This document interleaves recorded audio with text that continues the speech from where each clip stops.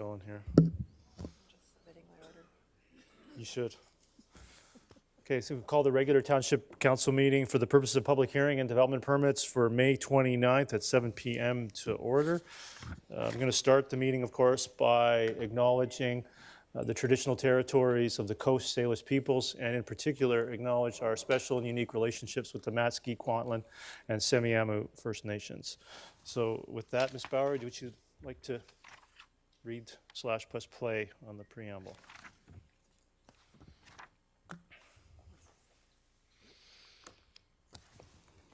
A public hearing. This is the first time, so.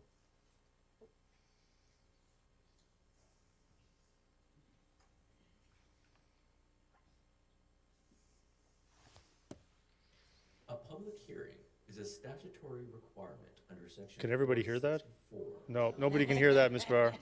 and must be held before third reading of a community. You might just have to read it and figure this out Development Division. at the next one.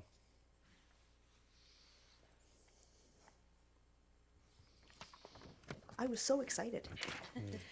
Okay, a public hearing is a statutory requirement under Section 464 of the Local Government Act and must be held before third reading of a community plan, land use contract amendment bylaw, heritage design bylaw, or heritage designation bylaw, or a heritage revitalization agreement.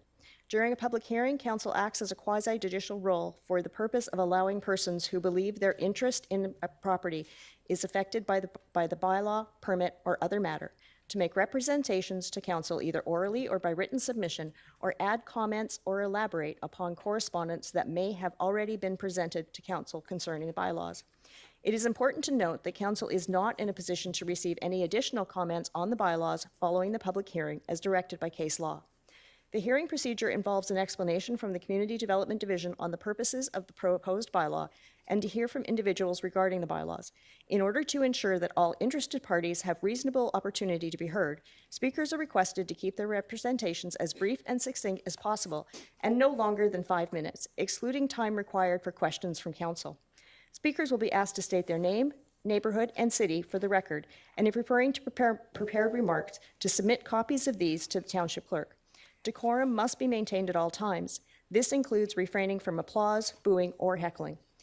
To assist with large numbers of speakers, individuals must advise the township clerk and sign the speakers list prior to commencement of the public hearing. The names on the speakers list will be read out during the hearing. Individuals who have not already addressed council and wish to add further submissions will wait until people that have not yet addressed council have had the opportunity to speak. All submissions and speakers list are considered part of the public record. Council should not express their views nor debate the bylaws, but may question speakers to clarify particular points in the submission. Council may consider third reading or third reading and final adoption at its next council meeting.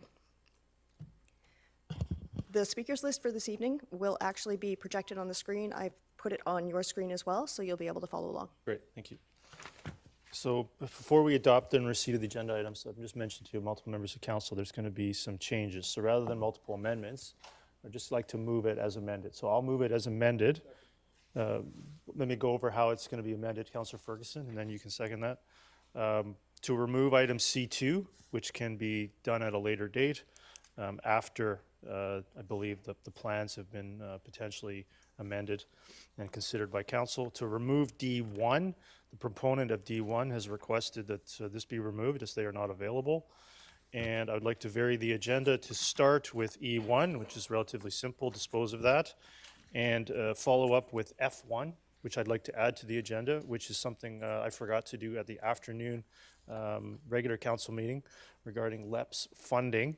That would be F1, and then followed by Horn Pit C1 and the public hearing D2. So I'll move that as amended. That's seconded by Councillor Ferguson. Is there any discussion on those changes? So with that, I'll call the question on adopting the agenda as amended.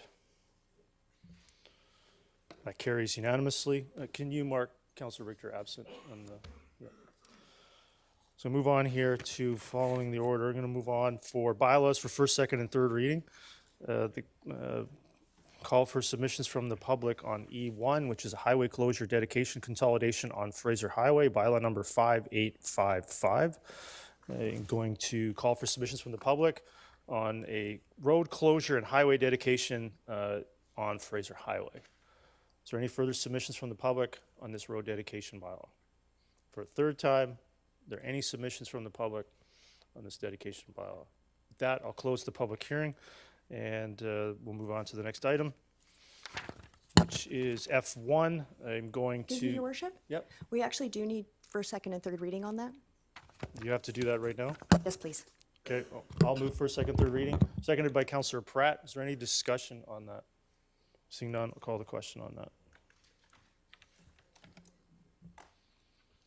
That carries unanimously. Moving on to F1. I forgot to do this item. I've distributed an email to all of council regarding this, back and forth with Langley Environmental Protection Society to fund an additional $25,000 per year in addition to the $150 that was granted earlier, I believe last month, from 2023 to 2027 for an additional 5 years the same 5 years for an additional $125,000 to align more with the service agreement transition that's underway. Moved by Councillor Kunst. Is there a seconder to that? Seconded by Councillor Pratt. Any discussion on that? Seeing none, I'll call the question on F1. That carries unanimously.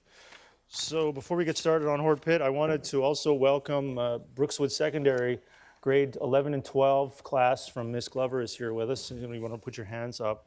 I believe myself and Councillor Pratt had the chance to talk to them this week. It's a bit of a blur. That was last week. Yeah, last week. So again, thanks for coming, and hopefully you see democracy in action a bit here more than what we talked about last week. So with that, we're going to start the public input opportunity for C1. I also wanted to mention a couple things about the public hearing format, which I've discovered once in a while some members of the public don't know. The public hearing format is very restrictive. It's governed by the Local Government Act and case law. And we're not allowed to exchange or debate the submissions that you make. We're here to listen and receive the submission, and any questions that we wish to make are clarifications of your submission. So when we're not asking questions and we're not following up or responding to any questions you may have, staff can do that or we can do that later. It's not because we're not engaged, it's because the rules don't allow it. And so with that, I'd like to begin item C1. Mr. Richardson, Horn Pit. Thank you, Worship. My colleague, Mr. Zwag, Director of Operations, will share information on this item. So I'll yield the floor to Mr. Zwag. Thank you. Good evening, Your Worship, councillors, and members of the public. Following a staff presentation on May 8th, Council directed staff to bring forward a conceptual site plan for Horn Pit at the public open house scheduled for May 25th and provide a public input opportunity for tonight, May 29th. The open house was held on May 25th from 4 p.m. to 8 p.m. at the Brookswood Baptist Church. During the open house, background information, an aerial photo, and a conceptual layout was displayed on boards. The open house provided an opportunity for the public to ask questions to staff and consultants and for the township to receive feedback in advance of the public input opportunity tonight. The conceptual site plan shown on the screen for the approximately 70 acres includes single-family homes, row homes, non-market housing, a new fire hall, an environmental conservation area, and a detention pond. Staff note the environmental area makes up approximately 45% of the total area. So far, we have received 28 written submissions, and a dedicated email address called hornpit@tol.ca has been created to solicit feedback. Thank you, Your Worship. Thank you. So with that, we'll start with the public input opportunity for Horn Pit. First speaker is Dr. Michael Davies. Please come forward. And the next speaker who may wish to queue is Miles Lamont.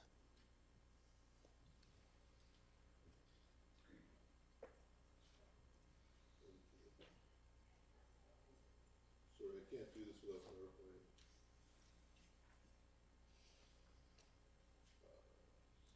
So I was told that it'd be right here.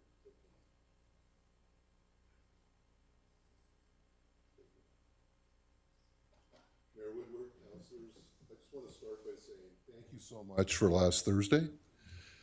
I've done a lot of public hearings around the world as a proponent. I've never seen that kind of turnout before from a council, and that was awesome. So well done.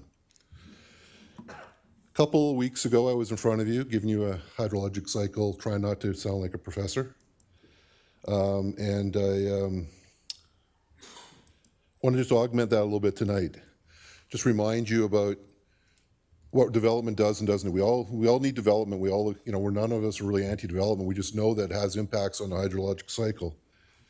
And one of those big impacts is the lack of infiltration that development will lead to, which we have storage tanks called aquifers. We need those storage tanks in the summer months when we recharge them in the winter.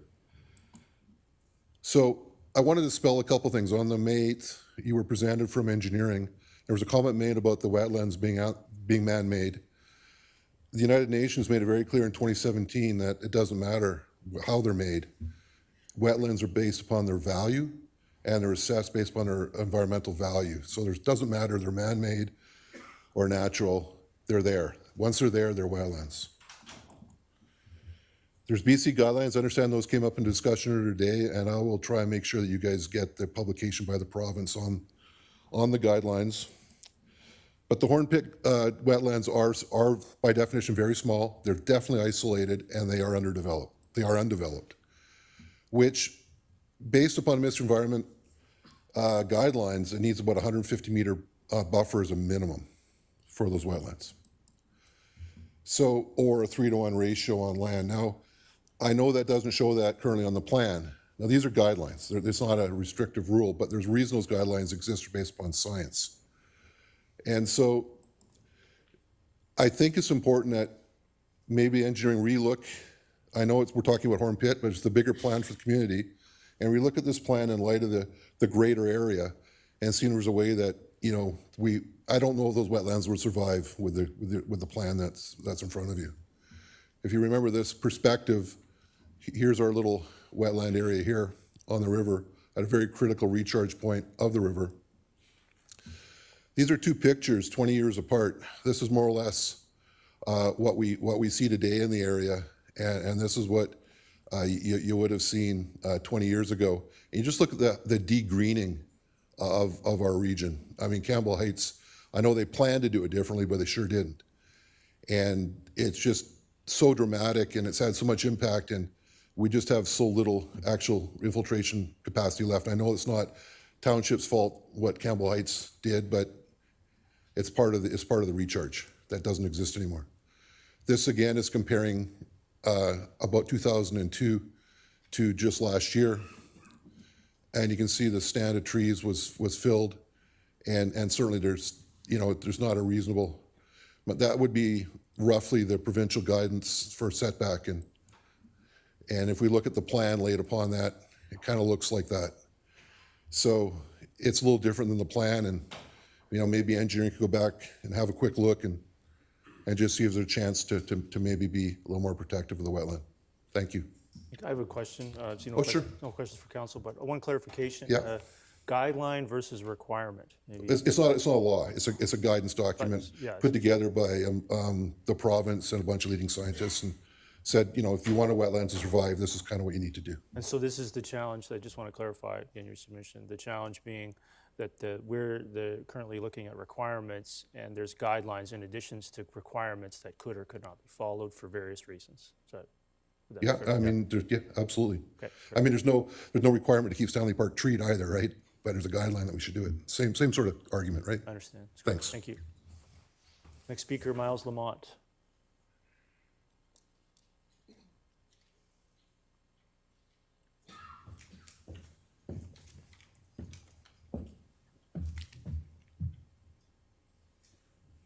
I had the PDF, if that helps. The microphone will pick you up. It's Okay, you don't have to thank you. adjust it. Yeah. Well, let's play up. Just introduce myself. My name is Miles Lamont. I'm a. Is there a PDF you're trying to put Yes, up? there is. I think she's playing up there. That one there? Thank you. I will apologize in advance. This PDF's a little bit outdated. I gave a presentation to one of the committees earlier in the year when the zoning was planned for single-family homes instead of its current state. But my name is Miles. I'm born and raised in Langley. I happen to be a registered professional biologist, certified ecologist, articling agrologist, and the Little Campbell River runs through my backyard, so I've got a little bit of professional and personal tie to it. The Little Campbell River, also known as the Tataloo, runs through the Horn Pit, or Horn Wetland Complex, as I prefer to call it. And And as Michael alluded to in the speaker earlier, it's hard to look at a watershed without looking what happened next door. And as we can see what happened next door, while outside the control of council perhaps, when it comes to managing watersheds, we can't ignore what is happening on the landscape on adjacent lands.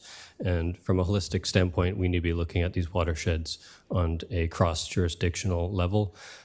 Surrey's done this in a less than stellar fashion, and I think Township has the opportunity to do better. This is the current state of some of the some photos taken on site. The wetland complex has been degraded. Silt fencings have been breached. There's been ravines that have been flowing into the wetland as a result of heavy rainflows. In essence, this wetland has been heavily degraded, and the amount of fill that's been dumped onto site has done nothing to other than jeopardize the wetland and its functional integrities.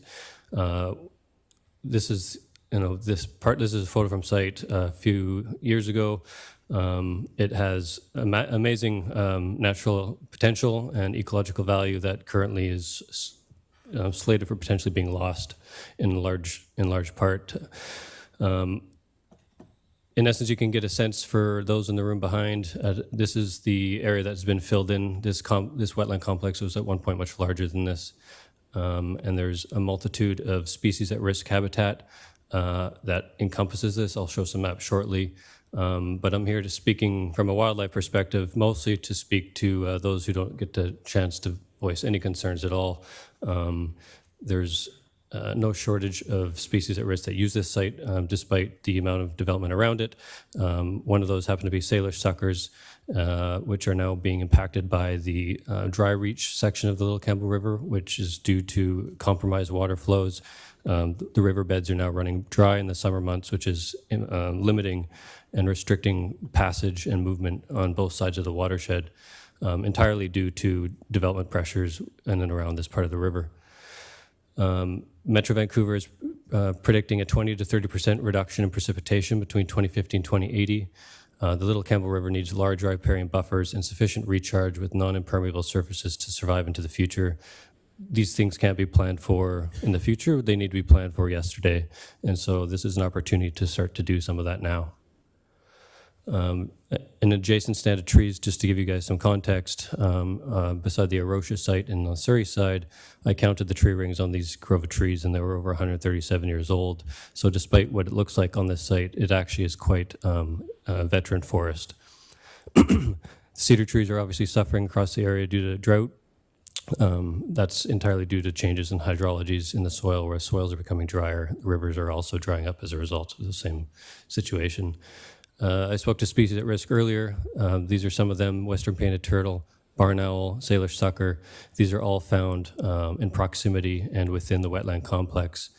And those, as far as I can tell from staff plans, have not been incorporated into development projects. So I would request perhaps council verify that with staff that has federally identified critical habitat that has been identified in this location, been addressed during development plans.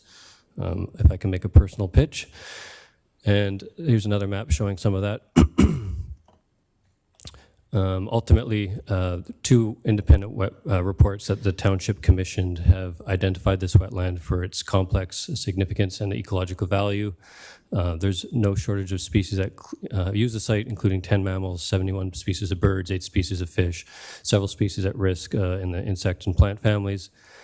Myself, I took a photo here on March 10th of a river otter that crossed this infilled section of the wetland trying to access the river proper. These are species that go unmissed and are not demonstrated in any staff plan reports. These are just what you see on the ground when you actually get to step onto site. It's worth noting this wetland provides a relatively rich and diverse habitat compared to the rest of the Brookswood Fern Ridge study area. That is a quote pulled out of the Brookswood Fern Ridge Environmental Assessment Report. Anyone who's familiar with this site with a biological background will tell you that this site is important. And that's kind of what I'm here to emphasize. in particular, the township's own climate action adaptation strategy that you guys voted to support in 2021 highlights the increase for tree canopies and rainwater capture from current levels by 2030. In essence, what's being proposed here is a loss of tree coverage, not a gain. In terms of take-homes here, the Tattoo and the Hornpit wetlands require functioning and meaningful riparian setbacks that are incongruent with current zoning plans. You can ignore the single-family home. It's incongruent with current plans as they stand. The Tattoo already suffers from significant water discharge in the winter and insufficient recharge rates in the summer. This zoning and the current plans as they stand would only exacerbate these issues. Ultimately, maintaining the wetland function and existing tree canopies will greatly help to carbon sequestration and other ecological services recognized by the township, and connectivity between Surrey and Langley is needed. Latimer wetlands should be connected to Hornpit Wetland Complex and rather than being isolated onto their own. And the current zoning does not align with the township's climate action plan and developing biodiversity and conservation strategies. I guess ultimately here I'd like to point out that the township can choose to improve the function of the Tattoo and the Hornpit Wetland Complex, or you can contribute to its ongoing degradation. And I hope you choose perhaps the wisest of the two options here. Thank you. Thank you.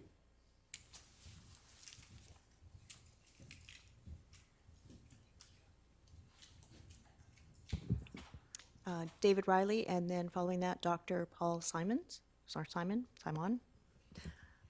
Also, as you come to speak, there are 3 chairs at the back, which you can go and sit in so you can queue up a little bit quicker and we'll get through. There we go. Okay, let's see if I can bring this.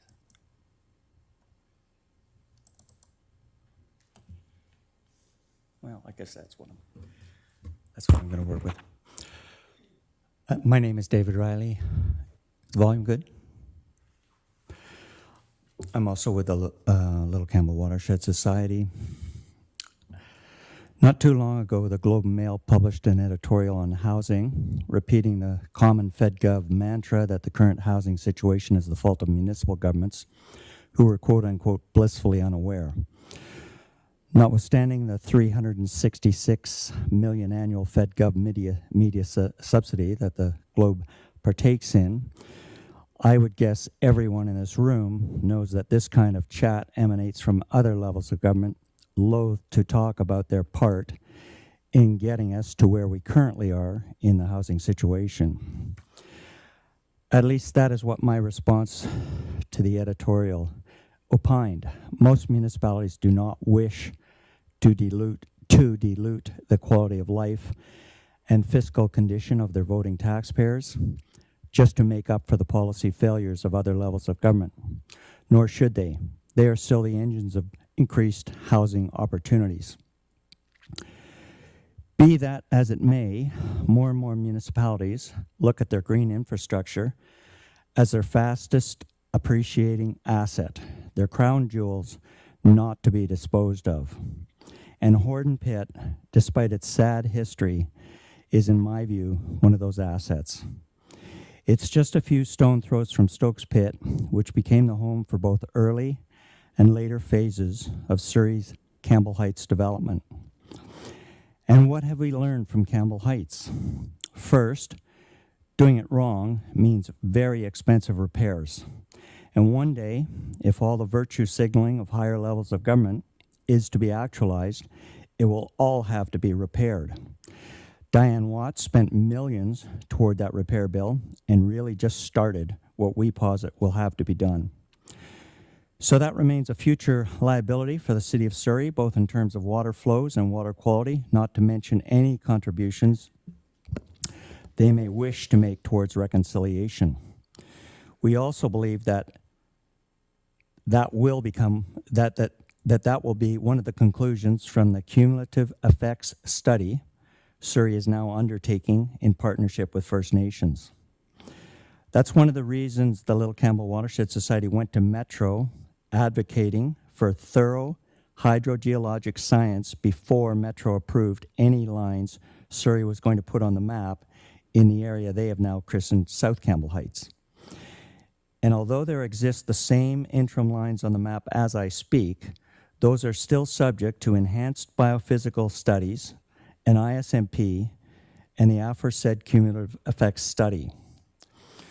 We hope that people in this room would want to understand that when the area of Campbell Heights bordering Langley was developed under the aegis of the Surrey Development Corporation, that's a very small part of Campbell Heights, it was done after a comprehensive water balance modeling study by water balance modeling co-inventor Jim Dumont.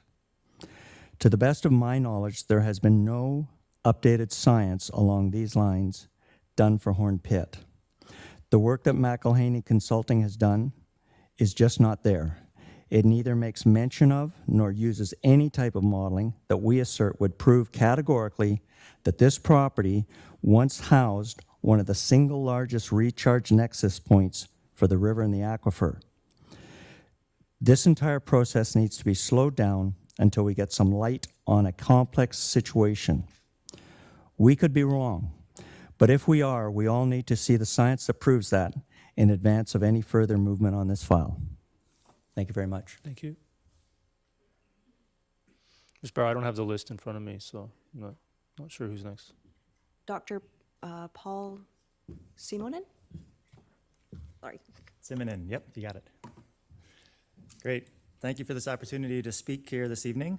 My name is Paul Simonin, and I'm the Conservation Science Director with an organization called Arasha, which operates an environmental center just downstream from the Horn Pit area. And I had the privilege of speaking with you several weeks ago, so I'm not going to reiterate the slides that I shared at that point, but I just wanted to highlight a couple points that I mentioned at that time. So my background is that I have a PhD in fisheries ecology and work at the center on the Tataloo Little Campbell River. And I want to add an additional piece into what the individuals, fellow authorities have mentioned about the value of Horn Pit to wildlife and to people in the area as a potential park area, the green space. I want to particularly highlight hydrology and salmon. And so in particular, the Tataloo is a stressed system with respect to hydrology. And I mentioned this before, but I've heard it said that the Tataloo River is a gem, with the implication being that cumulative effects can add up for a while still before they have any effect. But in reality, gems, you knock them the wrong way and they shatter. And I would argue that the Horn Pit area is a place in the watershed with respect to hydrology that is important, that's very important, and we don't know what the effects are going to be if that hydrology in that place is changed. In particular, the river goes dry right above it, which has implications because it's salmon habitat, and it also starts to reflow directly downstream from the wetlands that have been shown on the maps. So about 4 to 5 months of the year, effectively, in terms of overland flow, the Horn Pit site is the headwaters of the Tataloo for the rest of the downstream stretch. 5 salmon species use the river. Its key spawning habitat is right around and downstream from the Horn Pit area. So coho, chinook, chum, sockeye, and cutthroat trout in particular use the area directly around the Horn Pit site. So our recommendation is that the leadership should make decisions that allow natural hydrology and that maintain the hydrological integrity of this site in particular. It's encouraging to me that, I mentioned this before, the murals at the back of this room are murals of fish, but they're also murals of fish overlaid with people. And it's my professional opinion as a fisheries biologist that people and fish can coexist, but only if the right decisions are made with respect to resource use, with respect to hydrology, habitat conservation, and with respect to places like Horn Pit. Thank you. Thank you. That exhausts the speakers list, Ms. Bauer. So any other submissions from the public, please come forward.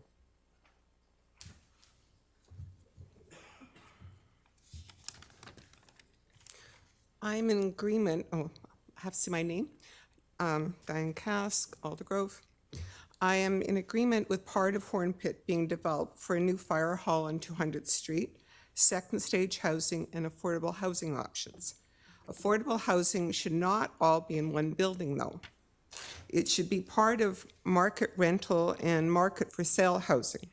Having affordable housing all in one building gives a stigma to those living there and often receives less maintenance, so is a building that quickly becomes less desirable.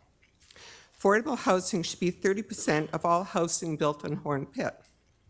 The options available, such as co-op housing and Habitat for Humanity, need to be explored.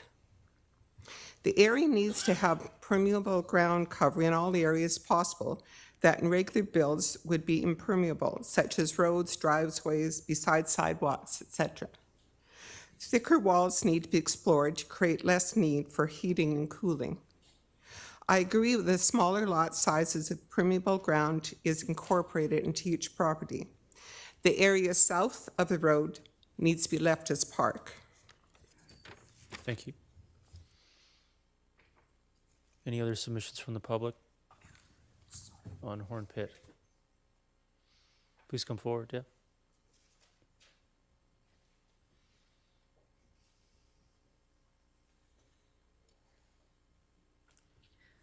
Good evening. My name's Sarah Rush. I'm a Hazelmere resident on well water only. I border onto the South Langley border.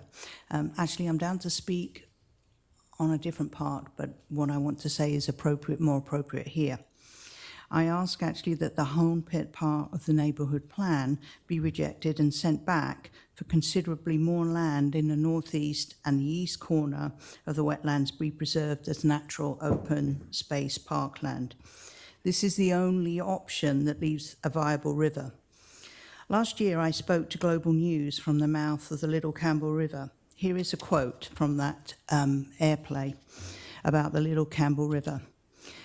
Whether it's providing salmon, whether it's flowing into the Semiahmoo Bay that provides well-being to our shellfish, it is of the utmost importance. That was actually said by Chief Harley Chappell on January the 30th. I was standing alongside him at the mouth of the river. He was sharing his concerns about paving over so much near the river for the South Campbell Heights. Exactly really what you're doing here, paving over so much right by the river. You're separating the wetlands from the river, paving over permeable surface. It's just the same and will have the same effect of draining the life out of the river that he was so concerned about. When I saw the map on Thursday, this map here, I was absolutely aghast, with the row houses and the non-market housing protruding between the wetland and its river. I thought surely just that visual alone screamed, this is a bad idea. Even at school makes no difference. The province has recommended that wetlands be protected, and this is not protection. Please do not go down the route of paving over the Brookswood Aquifer. I've heard nothing about that. I live on the border with Langley. My only option is well water. These people in the houses that you're proposing will be lucky enough to be able to draw their water. They won't have to worry about a dry well or a contaminated water supply, but I will, and I have no other choice. So if we pave over, there is a risk of contamination, so we need to save enough natural space for the river, the aquifer, the people of Brookswood. This build, expand towns is just not sustainable. Developing to this extent on a watershed wetland area that flows into an already stressed salmon-bearing river on top of a shallow and confined river aquifer will do irreparable damage to water flows both into the Little Campbell River and the Brookswood Aquifer. The Township of Langley should not proceed at this stage. It needs to study and map out the margins of which acceptable development would be allowed using the provincial wetland protection model. The undevelopable land using this model should be preserved at parkland. That's the only way the river and the wetlands will be preserved, and the danger of ruining probably the best salmon-bearing river in the whole of the mainland will be saved, and also the Brookswood Aquifer will be saved from contamination. Thank you. Yep.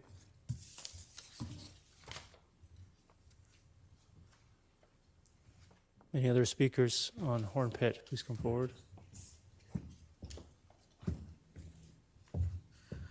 So I actually think the plan does a good job. Just state your name and address. So my name is Navin Thakur. I'm a commercial appraiser, so I'm kind of familiar with plans like this and also neighborhood concept plans. Okay. So I think the plan actually does a good job of balancing like the saving a lot of environmental area and providing affordable housing with like a diverse amount of housing options. There are non-market housing in there. There's row housing. There's smaller duplexes and also smaller lots.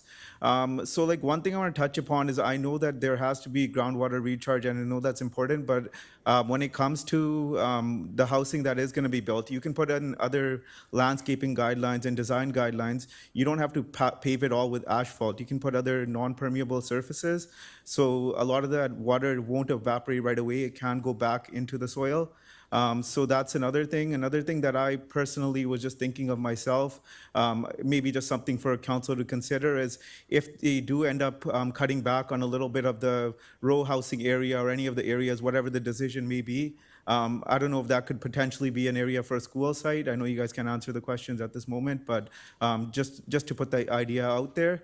And lastly, like if it is decided that less of this area should be developed, I don't want the township to end up having to lose out on a lot of revenue that can be used for a lot of good things.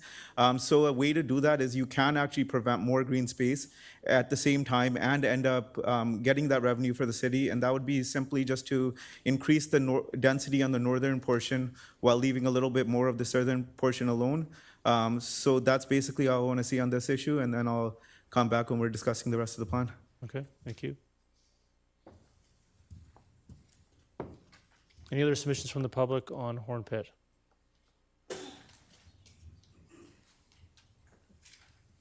Please come forward if there are. For the second time, any other submissions from the public on Horn Pit? And for a third time, any other submissions from the public on the future of Horn Pit? With that, we'll close the public input opportunity on C1, and appreciate the feedback on that very much. Moving on to public hearing item D2, proposed Booth Fernridge neighborhood plans, bylaw number 5795, 5796, 5797, 5798. Mr. Richardson. Well, thank you, Your Worship. Bylaw 5795 amends the township's official community plan and Brookswood Fernridge community plan by incorporating the Booth neighborhood plan indicated on the screen. Bylaw 5796 amends the township's official community plan and Brookswood Fernridge community plan, incorporating the Fernridge neighborhood plan as indicated on the slide.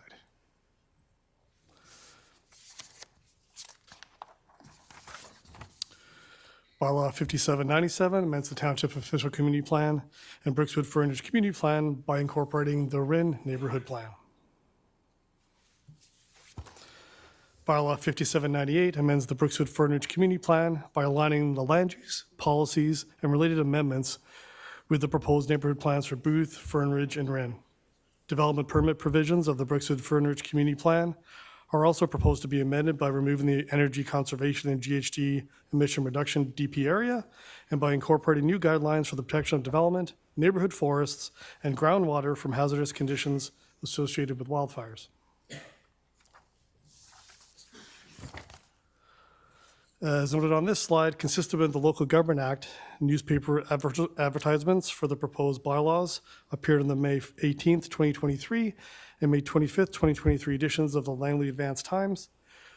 Notices of this public hearing of the proposed bylaws in the form of address-specific postcards were sent to 2,423 registered owners and occupants on May the 17th in the 3 neighborhood plan areas, plus surrounding properties that are within 5 properties on a roadway and within 100 meters of the pound boundaries based on our standard notification methodology for public hearings pursuant to the Local Government Act.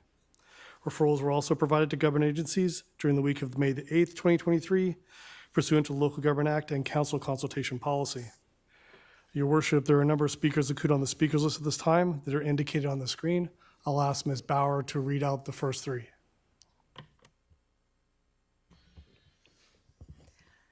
That would be Roland Seguin, Jagrup Hothy, and Matthew Tomanicki. Is Roland Sagan here? Please come forward. So the way this will work, if some are not here, oh, go ahead. Oh, sorry, there you are. Oh, okay. Yeah, please come forward. Go ahead. Good evening, Mayor and Council. Roland Seguin, 1989 128 Avenue, in the Booth neighborhood. We are 50-year residents on this property, and we intend to live out our lives here. Our concerns are as follows. The density, one is the density population increase appears much too high. From 39 to 63,000, that's 24,000 or 62%. It appears too much for the infrastructure, the roads, traffic disbursement, hospital, sanitary sewer, etc. A, during the Brookswood Fern Ridge 2017 community plan process, the public hearing went on for 3 nights. The people said loud and clear that they didn't want it to be like Willoughby. What they meant was in the single family areas, they didn't want small lot compact housing with parking problems. What's proposed appears a repeat of Willoughby and Clayton. B, higher density should be achieved by having more multifamily apartment type surrounding the town center core. I would rather see non-combustible high-rises than 6-story combustible frame apartment monsters. Then we could work away with more townhouse and row house. This would coincide with the livable, walkable concept. And the single-family zone could have gradually reduced density as it gets further away from the center with 5,000 and then 7,000 square foot lots. The Cedar Ridge neighborhood in the northwest area, approximately a 300 lot subdivision, was phase 1 of the 1987 community plan. It's an example of a top quality neighborhood that sets a standard of expectation. It's made up of fully serviced 7,000 square foot lots and connects to the Langley City sanitary sewer system. Item 2, the sanitary sewer capacity, restore our aquifer quality, connect development part of Brookswood to sewer. If it wasn't for the sanitary sewer along 200th Street, we wouldn't even be talking about this. All 3 neighborhoods have to connect to this sewer, plus existing Brookswood. Langley City connected their part of Brookswood to sewer approximately 4 decades ago. Existing Brookswood has over 3,000 septic tank fields over our drinking water aquifer. This aquifer water is approximately 5 to 7 times less expensive as the Metro Vancouver water we purchase. Due to the porous, free-draining gravel substrate, this aquifer is vulnerable to surface contamination. It should be our highest priority to get developed Brookswood connected so we can restore the quality of our aquifer. Then, assume that after all of the developed Brookswood was connected, how much more population could this sewer system handle?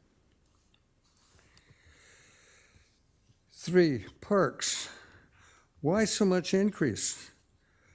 Brookswood Fern Ridge has approximately 140 existing acres of mixed public parkland, not counting Horn Pit, according to the Brookswood Fern Ridge Community Profile of 2016. The long-held minimum standard has been 2 acres per 1,000 population as per the Parks Recreation Master Plan. At that rate, a population of 60,000 would require 120 acres of parkland.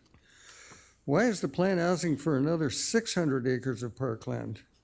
We should have the right balance, not more than we need, as there's a huge taxpayer cost to maintain these parks. Campbell Valley Regional Park, unique in the township, is the 1,350-acre nature passive park directly connected to the south end of Fern Ridge Neighborhood Plan. This is 350 acres larger than Stanley Park. Why can't this be taken into consideration in reducing the formula for parkland acquisition? I mean, we all use this Campbell Valley Regional Park.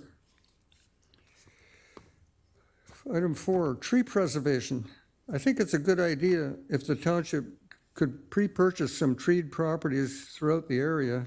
And I understand the Greenway amenity policy has provisions for this. I think this is really a good idea.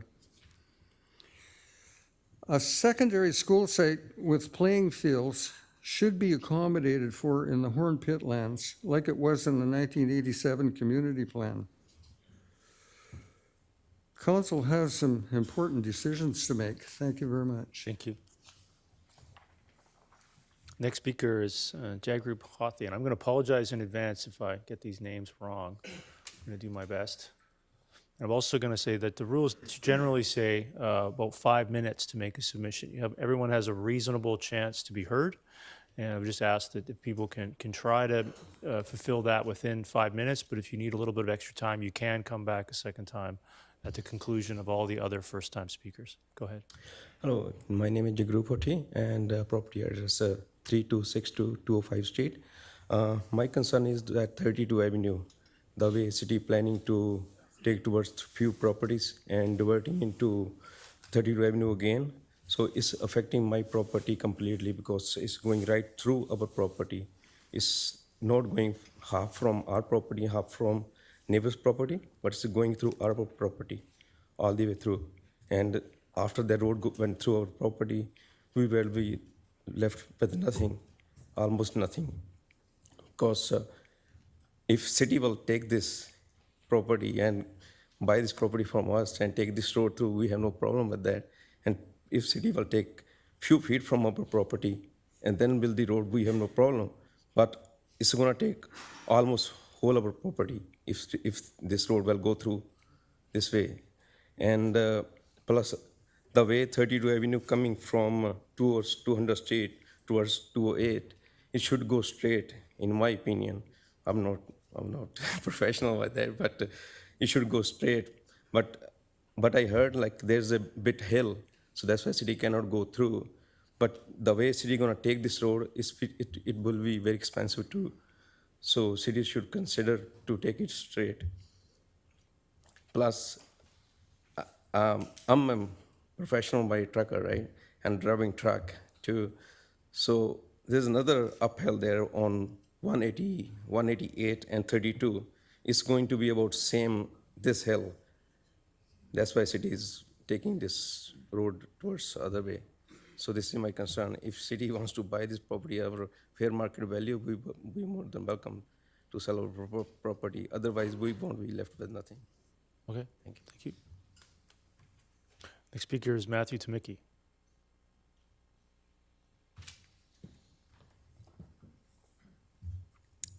Mayor and Council, thank you guys. I've had the chance to speak with some of you individually. My name is Matt Tamicki, and I own a property at 2182 196th Street.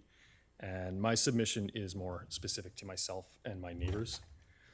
It came to my attention last year in the Fern Ridge Neighborhood Plan draft that my property at that location was redesignated as Single Family 1 from the Single Family 2 zoning, which from my understanding is now considered Single Family 4. This concerned me enough to reach out to my neighbors to the east, who, along with my property, were the few others assigned with the same land designation, change. I couldn't help but notice that of the entire FNP proposal, my property and the 6 other properties on the east side of Little Campbell River, it's accessed by 21st Avenue, were some of the only lots that had been dropped to this rule restriction. With this, I reached out to all of the owners of the properties to attempt to meet my neighbors, share some knowledge about the draft updates, and to obtain opinions and insight from them about their positions about the assignment to SF1. What I concluded from all of these meetings and discussions is that we felt this designation to Single Family 1 was very limiting and restricting. We felt excluded from the overall direction of the Fern Ridge plan, and we felt left in a rural holding pattern that didn't fit with the future of the plan's projected intentions. We are all aware that this plan has been a long time coming, and there have been multiple attempts and executions presented. We as residents, some of us at those properties living here for decades, are cognizant of the importance of environmental protection, ecological and biodiversity conservation, being owners of acreages that have natural green space and waterways. Our views stand that both the Brookswood and neighborhood plans represent a merging of protecting the environment and growth for investment, development, and evolution for the future. I was advised by several of these owners that there are many properties within the plan that have identical or similar topography and environmental features, all currently designated with either SF4 or SF3 designation. It was agreed upon that our lot should have at least the same opportunity to divide as other lots with the same character, primarily along the Little Campbell River. We can't help but notice that we have, for some reason, been singled out of this plan. It is hard not to interpret, at least optically, that our properties are being used to prove the environmental needs were addressed for all of the other surrounding developments in the plan to move forward. This change to the land use designation of our properties is very inconsistent with the other many lots in the proposed plan.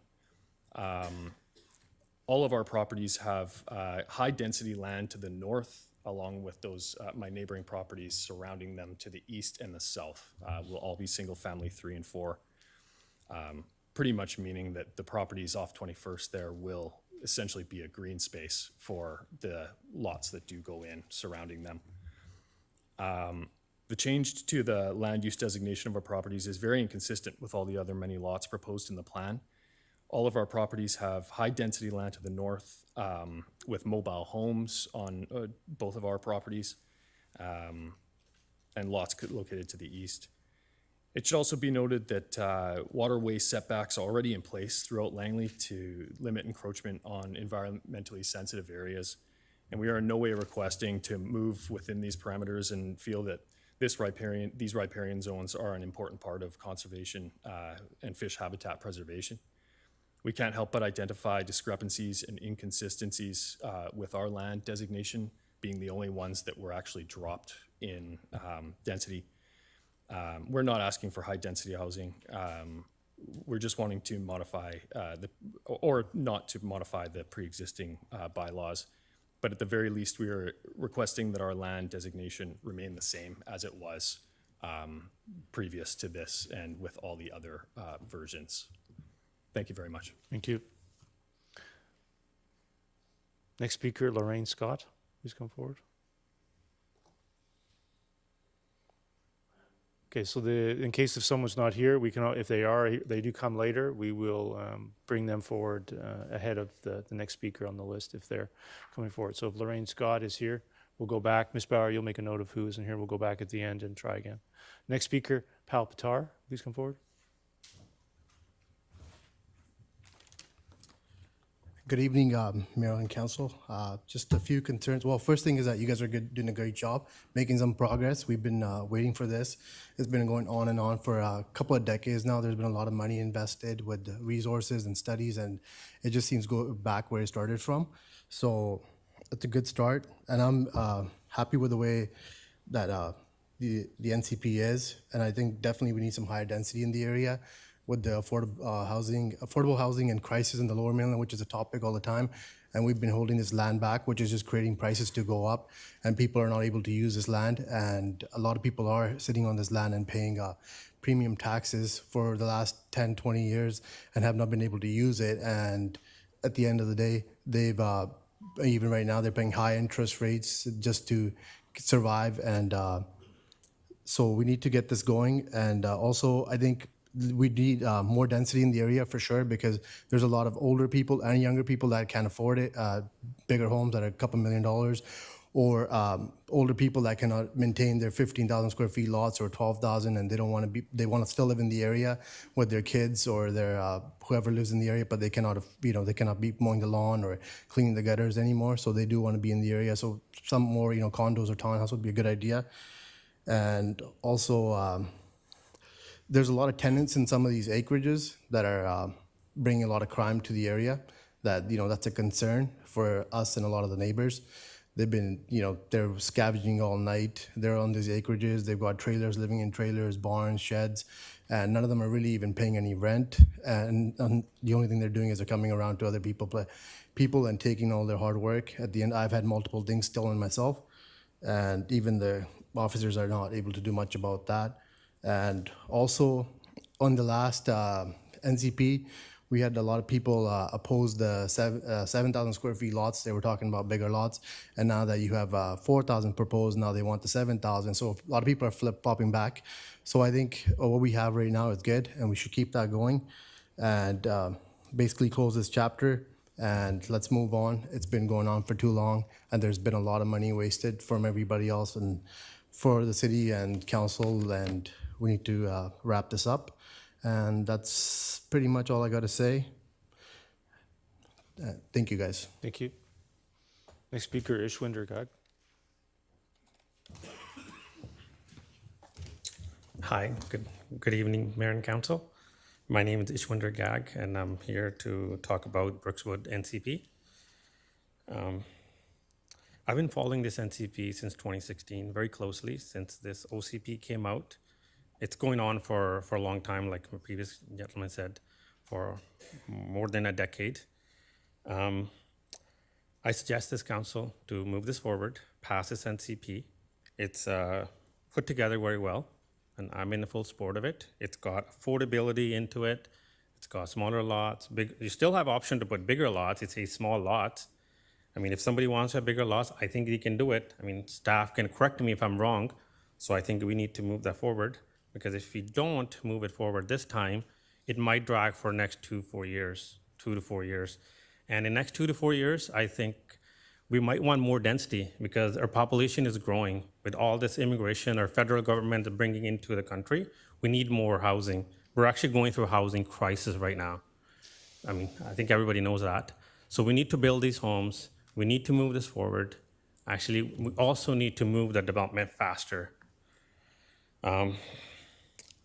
And also, like I mentioned, we're getting direction from the province that we can have multiple home on single-family homes. I think having smaller lot is better than having multiple home on a bigger lot. It's more desirable.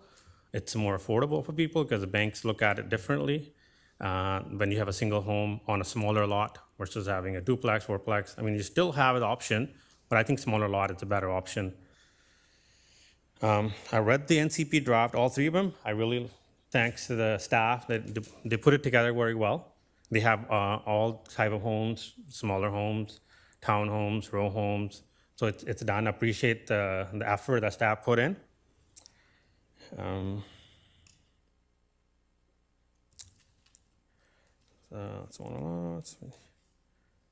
So, and also, like my previous gentleman said, we need to move this forward. It's been holding it for so long. People have been paying high taxes, and we need to move this forward. I mean, I'm going to keep repeating myself, but let's get it going.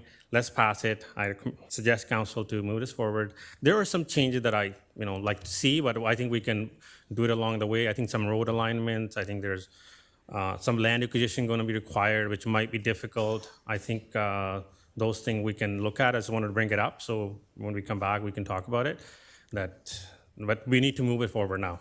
And I really appreciate the staff again, and I want the council to move this forward. Appreciate it. Thank you very much. Next speaker is Kuldeep Sakhan.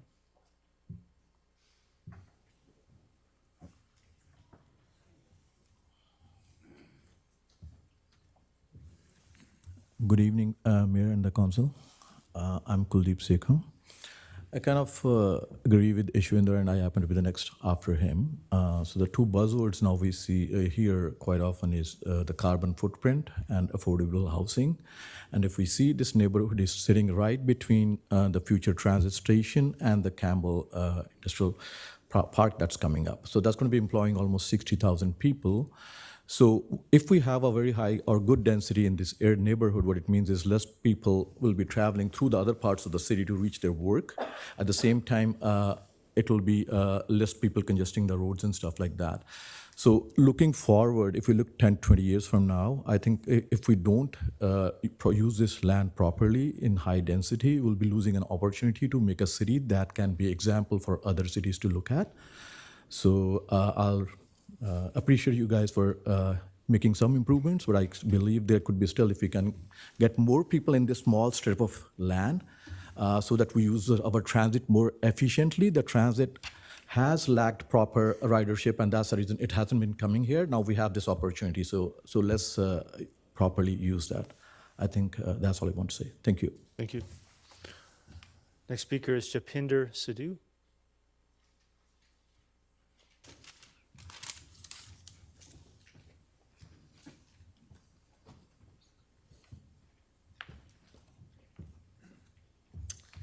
Good evening, councils. My name is Jazz. I live around 198 Street and 32 Avenue.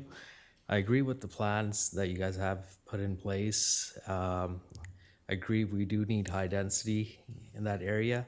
What I see day to day in that area is people that are living there, not paying rent.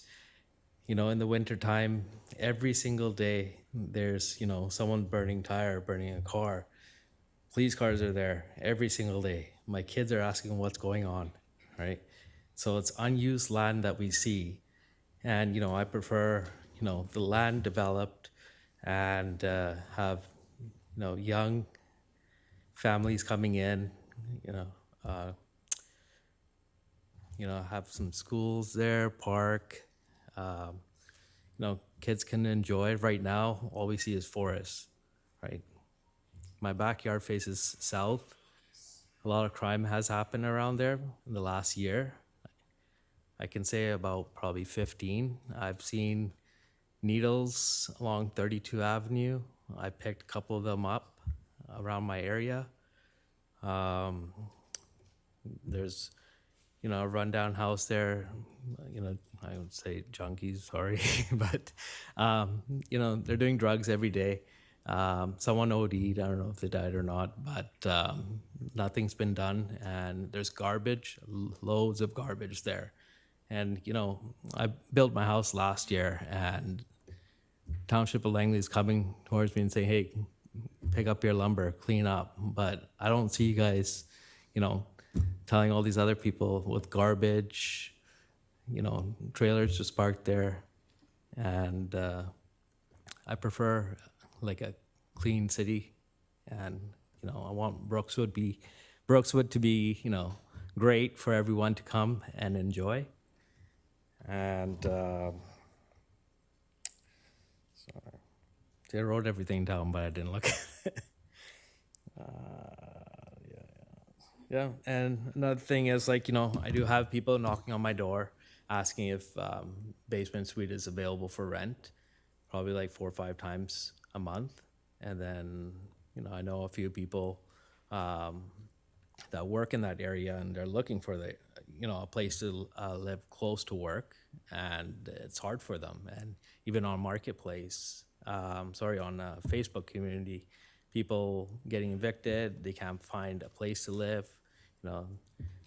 They say that we're gonna be homeless the next week, right? So definitely consider high density in that area, and lot sizes are great right now. I have a 7,000 square feet. It's too big for me, and I prefer 5,000, 4,000 square feet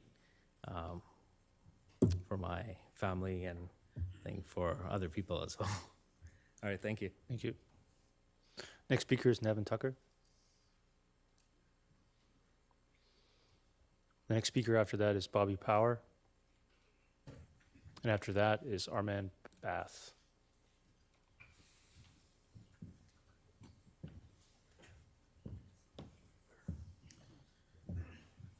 Good evening again to the Mayor and Council. My name is Navin Thakkar. So for the most part, I would say this plan is a big improvement. I think staff did a good job compared to what we saw before, like 2-3 years ago, not even 2-3 years ago, but with the 7,000 square foot lots and the 26% green space, we've come a long way from there. However, there's like a few minor things that I think that we could maybe like reconsider, or maybe just look at in more detail. There might be reasons behind that, and I know that it's a complex process when it comes with that. So one is the road patterns. I know that it kind of shows as a road on every 100 meters, but I've talked to several architects and engineers, and they've told me that this actually ends up being a large percentage of the land, sometimes even 30 to 40% gone, which is fine. If we need those roads, we need those roads. But a way that we can consider that is if we maybe consider gross density, units per acre of gross land area rather than net site area.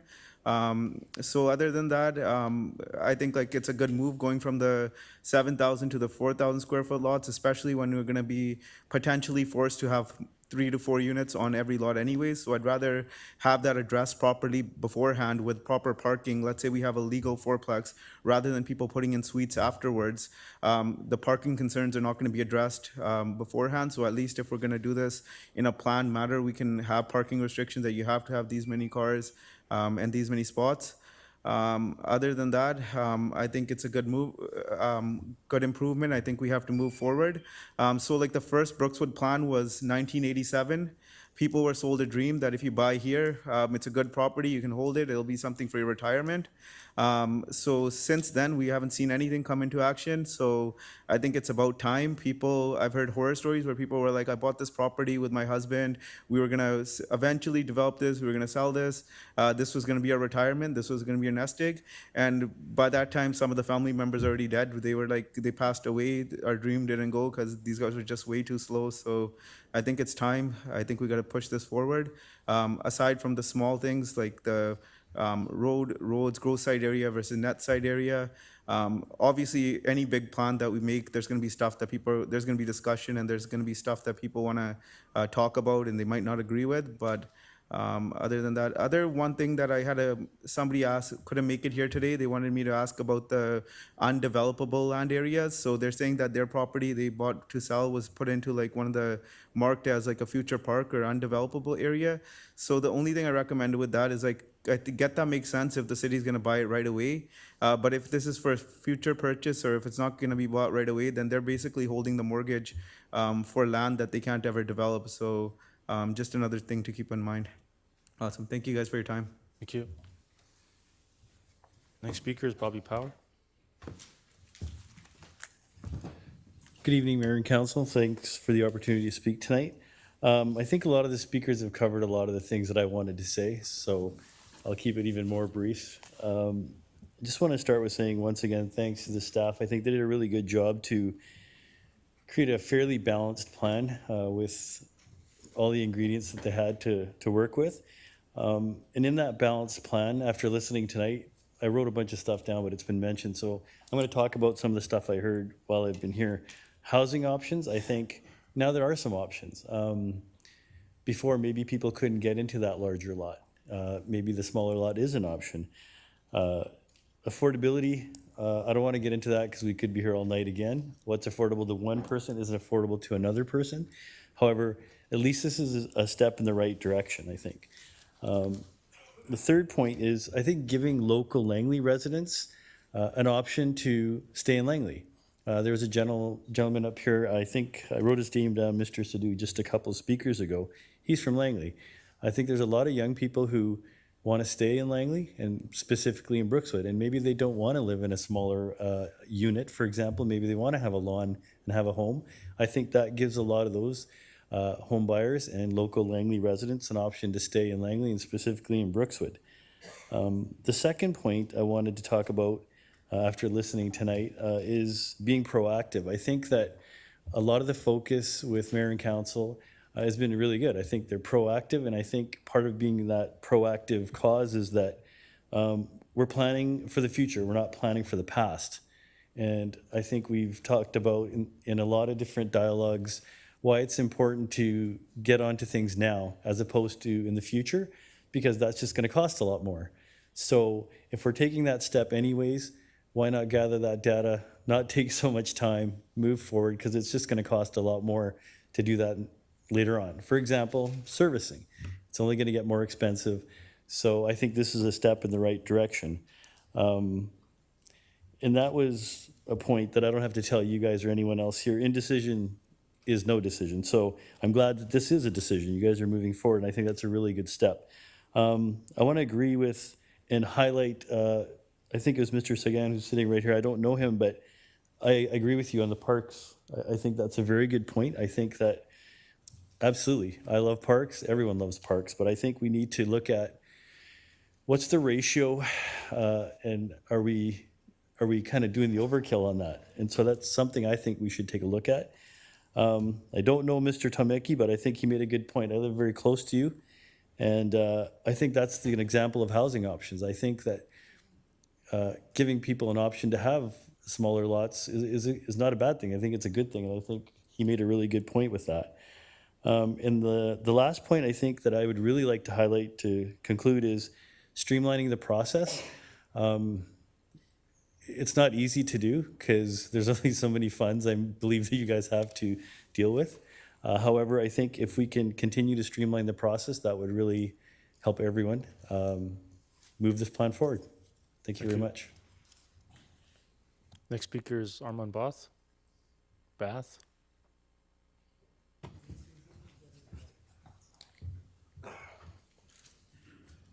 Hi, my name's Armand, and I live on 198th and 20th Avenue. So I'm a university student. I'm one of the few young people here, and affordable housing is one of the biggest issues or stress that young people have. They can't afford their homes. Even now, housing costs, like living costs in general, are so expensive. I think watermelon's $8. So we need to move to smaller lots. The plan, I've looked at it, and it's great. We got to move to smaller lots, and if you can, in some areas, higher density. If it's row homes or townhomes, they just go to something that's more affordable because more people are coming to Canada. A lot of people move to BC as we have more increasing immigration. So a lot of people are going to move to Brookswood to start a family, as it's a great community. So we got to plan for the future instead of planning for yesterday. Thank you. Thank you. Next speaker is Kuldeep Chahal.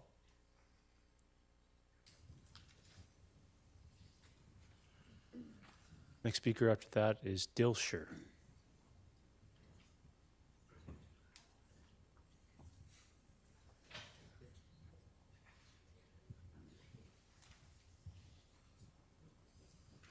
Yeah, so if people are leaving, I can't tell if they're the ones stepping forward or not. Is Kuldeep Chahal here?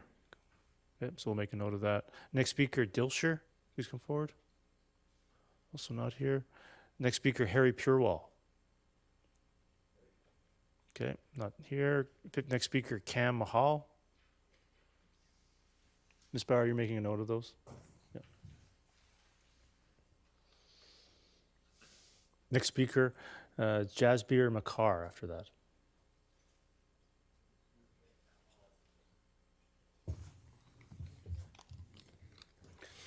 Thank you, Mayor and councilors, for having us today. So I've looked at the NCP and I was very happy with the plan and how we've have many different options. 4,000 square foot lots is a big win over the 7. Obviously, row homes, townhouses would be more preferable, and we have a mix of that. But I wanted to bring a point up when it comes to affordable housing, and I think the speaker before me, he brought up a little bit of it. It's the majority of owners in the area. We're looking at, and the people that are currently living there are, ages between 40, 50 plus.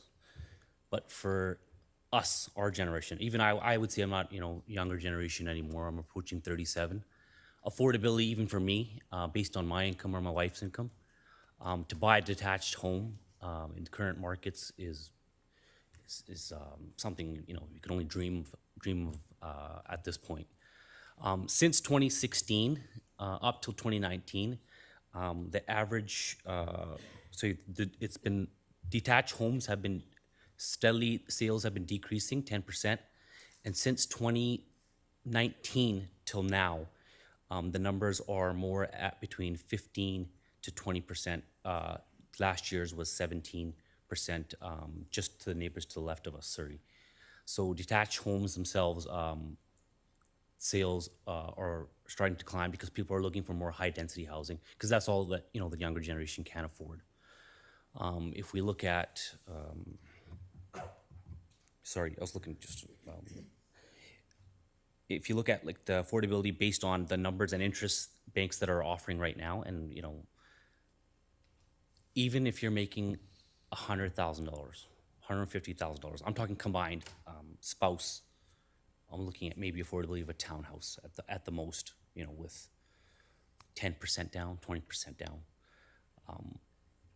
But with high density housing, and a speaker before us brought up the fact that it should be closer to, city centers. When you move towards city centers, then prices also go up as well. Townhouses are going for 1.1, 1.2. That's if you talk about those numbers to cities outside of British Columbia, it's unheard of numbers. That's all I wanted to say. Councillors, thank you very much. Thank you.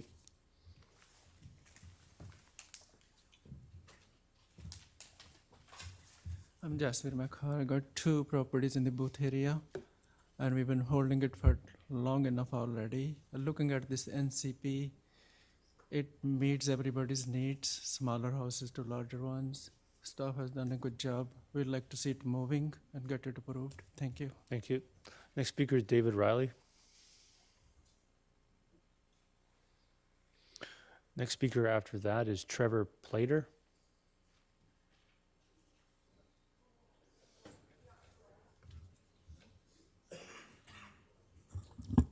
See if I can do better with this mic this time. Is that still okay? Yep. I'm just going to address some of the items on pages 47 to 54, items that generally look at parks, conservation, groundwater. I'm not specifically addressing any housing issues. I'm only looking at this plan from a watershed health point of view, and what I am seeing is a plan that could allow council to make significant watershed progress within the township if the intent to do so is strong and remains so. Or it could countenance a lot of bad development based on vague language. So I'm just going to give you a few examples of that. I think if there were to be any changes to it, it should have some very specific goals and objectives. It should have a few measurements.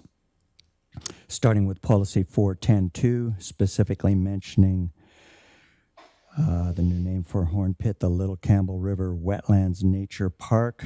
There's nothing in the language wherein the plan tells the community what could be or should be achieved on these lands, what the environmental goals or objectives might be, what the highest and best green usage might be, let alone what information might be necessary in order to achieve anything specific. Following my earlier talk about Horn Pit, the highest and best usage of this land cannot really be decided upon until everyone has seen a much bigger palette of information. 410.5, there's language around implementing best management practices and measures to effectively treat runoff that flows into existing rainwater management facilities and parks and open space areas. So that's right up our alley. We've talked about provincial recommendations for buffering of wetlands, and these are recommendations for minimums, 100 meters. Yet this document talks about best practice. Best practice is something much greater, almost always, than minimum recommendations. Policy 410 states, prepare a Fernridge Nature Park Conservancy and Management Plan to guide the active management of the natural resources and systems for nature parks and nature park spaces. I won't read you the whole thing. Good intentions, seemingly adequate language. The problem is this. If Horn Pit's an example, Horn Pit science, especially water balance modeling, I'm sorry to repeat myself, if that does not occur before any decisions are made, then this language is in the main moot, because this plan would be attempting to maintain function that could by then be even more seriously disrupted than it already has been. 411, the plan talks about aquatic conservation land use designations. That designation is intended to be a space of environmental preservation, restoration, enhancement, and stewardship of aquatic environments and their associated riparian areas that combine private, important fish and wildlife habitats and other ecological contributions and services. Sounds good. But this is where the rubber hits the road. And again, we have to use Horn Pit as our example simply because it's on the table right now. We don't know how much of Horn Pit would be under such a designation, aquatic conservation land use. We don't know how much should be, because as a community, we have not done the science. Are we going to see token preservation, token restoration, token stewardship of aquatic resources? Or are we actually going to try to move the dial back toward where it once was at the time of contact? Which is doable. And again, repeating myself, we can't know that until we do our homework.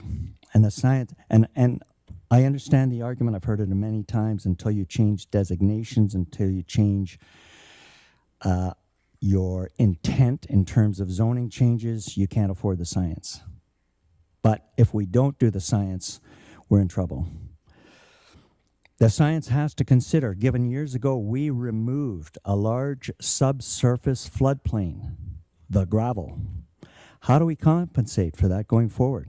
That gravel removal had an environmental price tag. The bill is due, and we have to think about that. And what could be done here to help with that? And if we just talk in plans like this about vagaries, about niceties, then we're not getting down to talking about how we can move forward with more housing and at the same time repair past damages. 411 goes on to say streamside protection enhancement requirements in the municipal-wide official community plan seeks to protect those natural environment spaces by, in part, establishing vegetative buffers adjacent to water courses, wetlands, lakes, and ponds. Everyone in the room needs to understand that minimum requirements for river protection, SPEA is the way they're referred to in the plan, in and of themselves, if they're used as a sole strategy for protecting river health, they do not provide room for the river. And basically, they just allow for the usual death by 1,000 cut scenario that in the end will destroy the health of any urban or suburban river. So when you want to do protection, you have to go all the way. If you go halfway, then you spend millions and millions and millions of dollars, including money that goes into the cost of new housing for something that in the end, you don't achieve anyway. So in the end, you're actually throwing money away. And it's all as a result of bad language. So again, I'm just recommending that we really think about the language in this plan in terms of those aspects. One last tiny point, quote from the plan, access to new development to greenways or environmental areas may be restricted if the access is deemed detrimental to the overall biological integrity and viability of the greenway. Not sure if that greenway refers to human recreation, which we need, wildlife movement, but one could recommend adding to it the biological integrity and viability of the river system. Thank you. Thank you. Next speaker is Trevor Plater. Please come forward.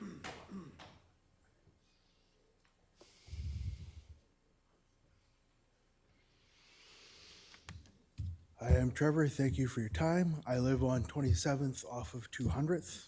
I have high expectations for this council.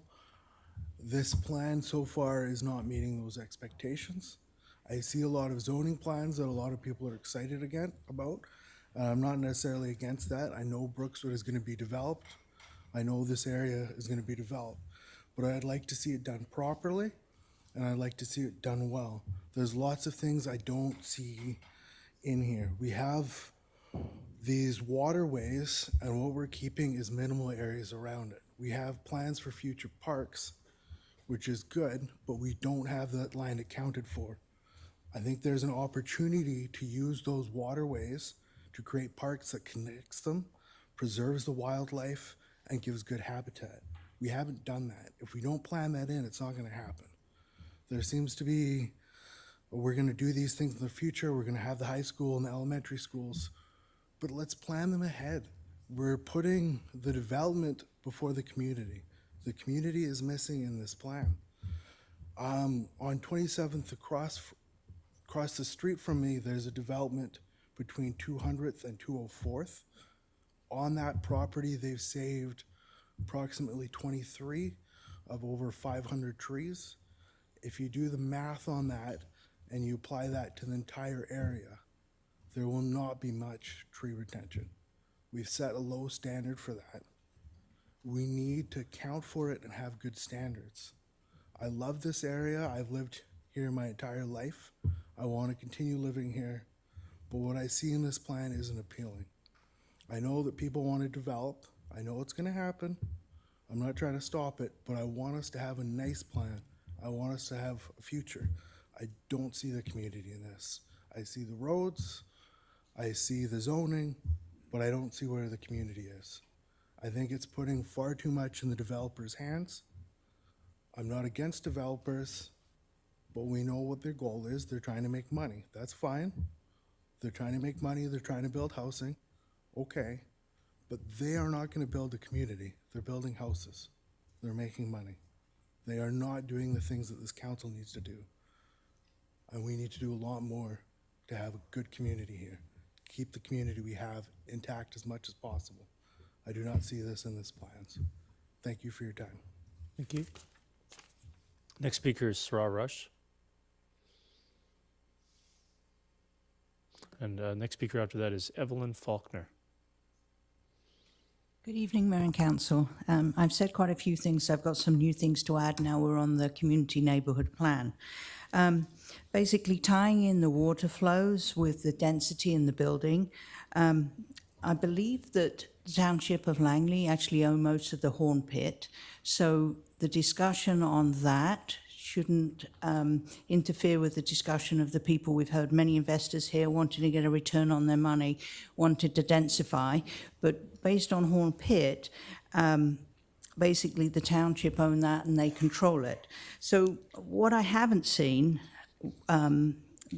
I haven't seen any evidence that there have been sufficient studies on water inflows and the design of the area.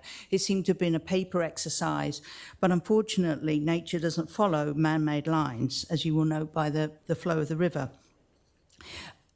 A caution, you would be getting a picture like this.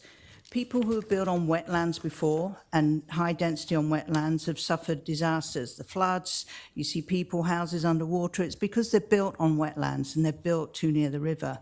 So really the request for preserving Horn Pit is to prevent a disaster down the road.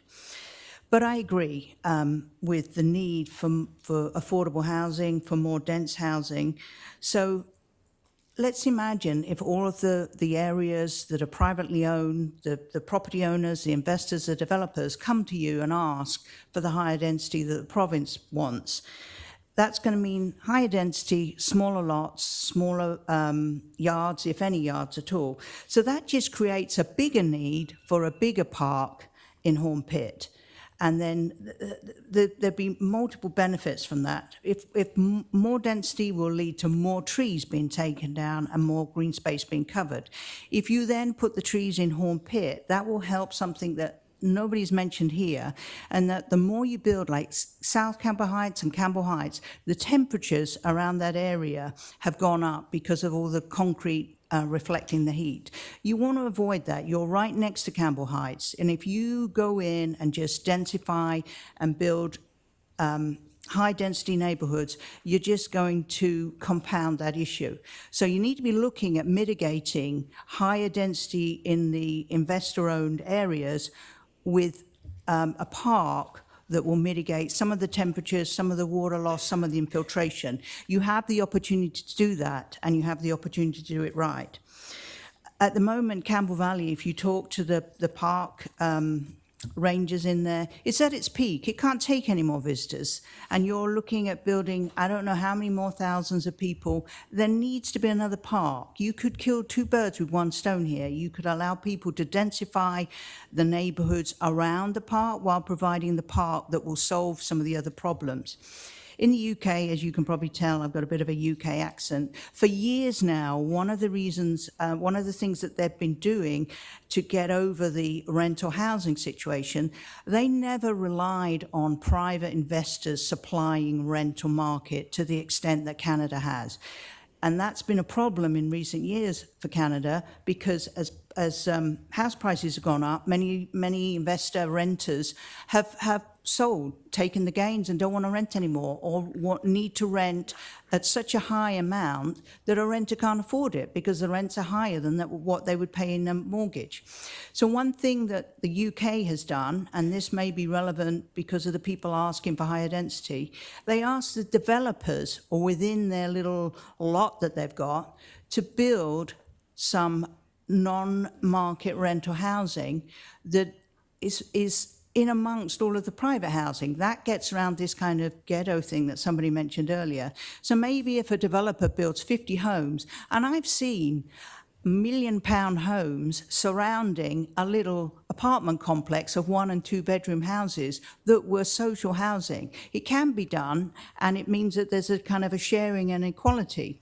Now, Whistler Housing Authority doesn't do that yet, but they own houses that they rent out. So there's an opportunity here for the Township of Langley to do something new, to really look at the issues that you're facing on the lack of rental housing. I mean, it's not the lack of affordable purchase housing, because I think we've gone way beyond most people being able to afford a house now, like way beyond that.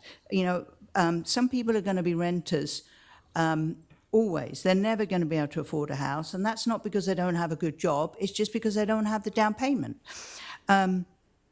So I think there's an opportunity here with Horn Pit to ensure that the water flows and save the river, save the wetlands, as well as creating a park that will allow the township to consider higher densities, because people will have somewhere to go from their quadplex or something. They won't have a big yard. They'll be able to go to the park. So it just involves maybe tweaking what the township wanted to do, because then, or when the applications come in later, if you have this in the back of your mind, you may have been able to think about some answers and think about something that's going to solve the rental housing problem, because that's what BC has. It has a rental housing problem, not really a housing problem. It is the rental that's a problem. So that needs to be looked at, and you could do something new here and different. So save Horn Pit, allow the densification, and save the river at the same time, and it's a win-win for everybody. So thank you very much for your time. Thank you. Next speaker is Evelyn Faulkner.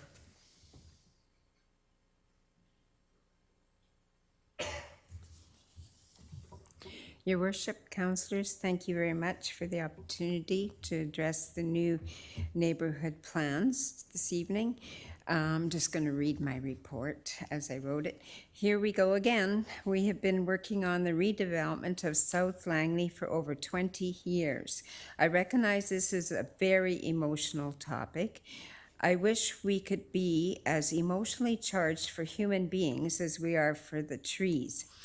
On June 27, 2017, I presented a petition containing 84 signatures representing 47 properties in Fern Ridge Northeast, which is now called Rin. Oh, right, I think I forgot. I'm Evelyn, and I live on 43rd. It's in Rin. These properties are 1.21 to 10 acres in size. In the petition, we ask the Council of the Day to expedite development of our area as we are connected to the Cedar Ridge development. We share a street with the south end of that development, and even though the services run down the middle of the street, we do not have access to those services. A large portion of our neighborhood are seniors. As requested by Mayor Woodward, I will forward the 2017 petition to you. As you are likely aware, Cedar Ridge was developed 33 years ago. As Rin is already connected to the interface, we think that if phasing is what is being considered, Rin would be the best place to start. There are many needs of township residents that are not being met. According to the Langley Local Immigration Partnership, since 2016, Langley has received nearly 10 new residents per day, many being new immigrants. In 2021, the township had a combined population of nearly 159,000, 36,420 or 23% being immigrants. According to the 2021 census, Langley City had the highest immigrant population rate in BC at 48.5%, and the township second at nearly 33%. In 2014, the township adopted the age-friendly strategy. According to my knowledge, no suitable senior housing has been built in South Langley since then. Seniors have built this community. Many are on a fixed income and are struggling to maintain their large properties. They want to continue living in the community as many are involved with the child minding for their families. Young adults can't afford a starter home. At present, there are no starter homes available in South Langley.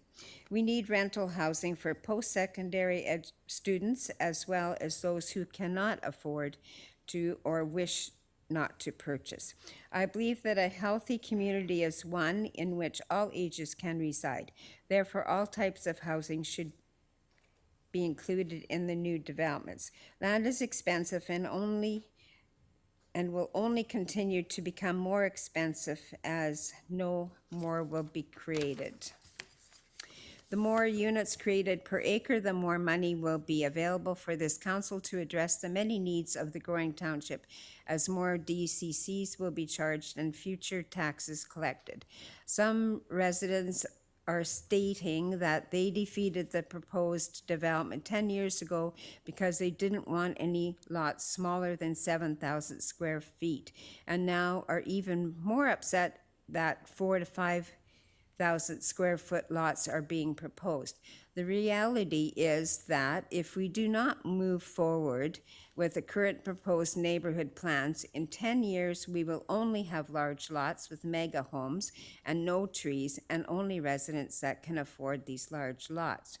This fall, our Premier will announce a new housing action plan which will support higher density. According to my research, even though each municipality create their own bylaws, the provincial government has the power and will in fact overrule municipal bylaws that do not conform.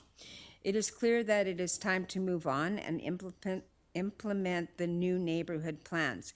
As our petition from over 5 years ago shows, the neighborhood of Rinn, which is already connected to the Cedar Ridge neighborhood, is ready for meeting the needs of the housing crisis. If phasing is what is being considered, Rinn would be a great place to start. As welcomed by the current homeowners, we are not only open to new development, but would like to continue to live in our neighborhood. Thank you. Thank you. Next speaker is Kieran Sandu. Is Kieran Sandu here?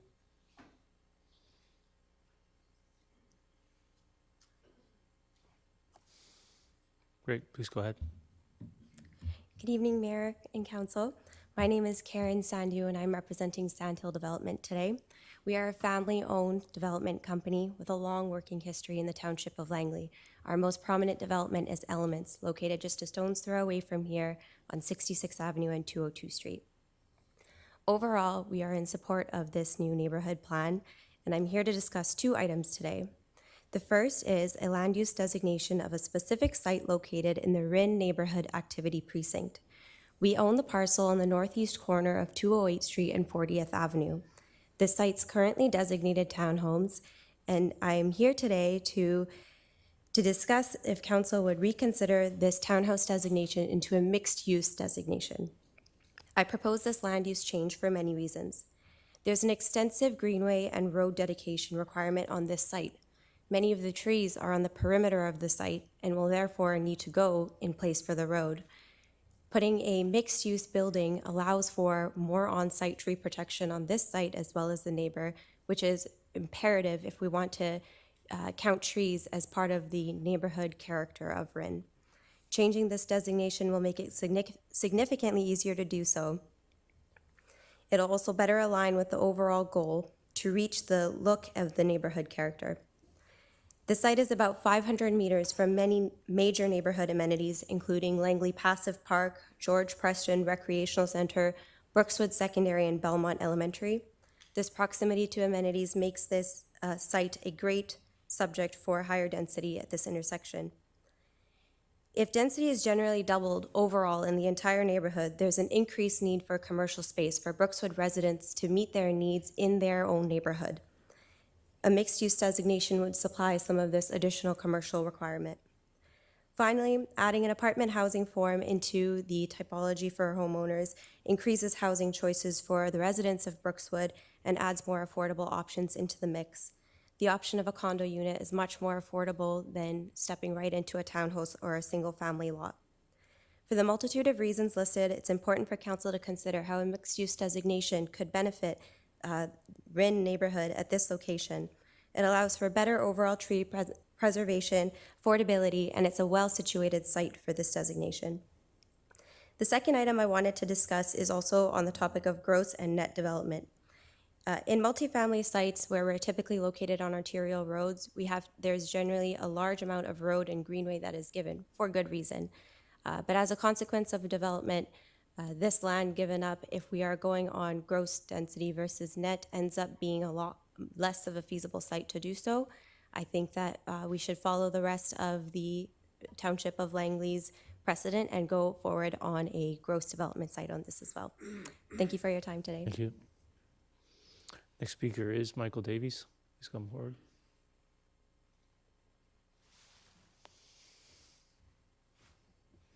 Mike Davies, South Langley. I'm not in any of these communities. I'm in the Campbell Valley community. Sorry, don't know how to. Now I'm lost. There we go. Once again, I kind of need PowerPoint. Mayor Council, I spoke to you earlier with a PhD in civil engineering and a lot of expertise and 40 years of professional practice around water. I have zero experience as a planner. But what I've had an opportunity to do over my career is travel the world. And I think we have a choice here. And I liked a lot of what I saw in those plans I took and I read them over the weekend. And there's a lot of hard work and you can see the effort of the staff in putting together the work. But what I'm worried about is it's looking at it in an isolation as if these communities exist outside of the rest of the Lower Mainland. And so I think we've got a choice between being a community, and a true community. And what I mean by that is South Langley is a very unique part of the Lower Mainland. It has a character that is more like locations that you just can't get anymore in the world. They're disappearing.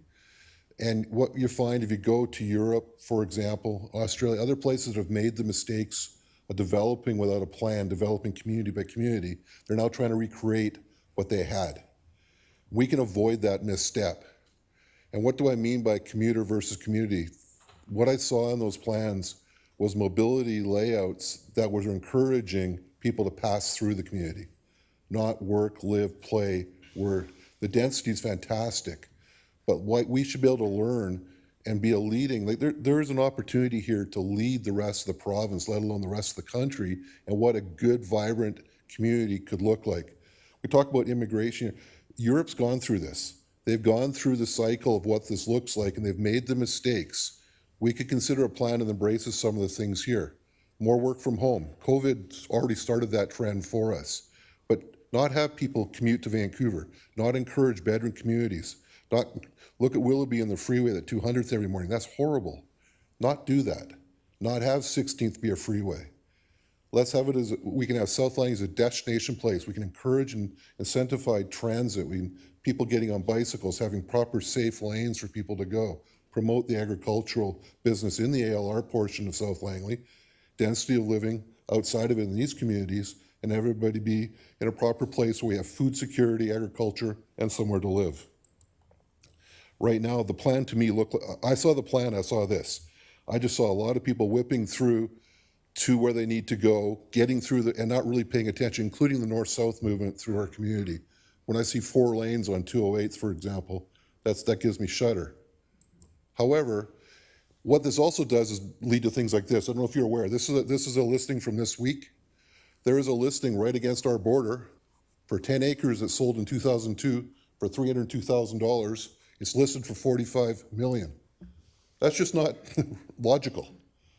And that's A1. That's mixed agriculture. That's what it's zoned as. That's speculative all the way. So we could have a community-based plan where we already have an airport. The idea of 16th being an interprovincial highway was brought about when YVR was the only option. We have a viable airport now in Abbotsford. We can have local tourism in Campbell Valley and Brookswood. We have a great opportunity to put the density along those corridors and do what they've done in places all over Europe. You won't see a 4-lane road in a town in Europe. This is a capital city. It's one of the greenest cities in the world, a beautiful place. You will not find a 4-lane road.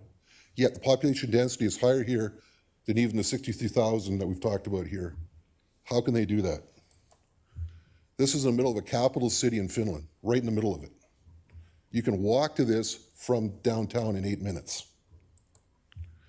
Copenhagen, people here live in the upper 3 floors, work in the bottom 2. Your restaurants, where you work where you live where you work. France, 2 lanes of road, 2 lanes for bike and pedestrian, and they're coming from a park that's about 162 acres that used to be an industrial site. Even Moscow, Russia. It used to be an industrial site. They're greening it up. Walkways, pathways. They have e-bike stations. It's amazing how much farther ahead they are than we are. Thank you. Thank you. Richard Tam.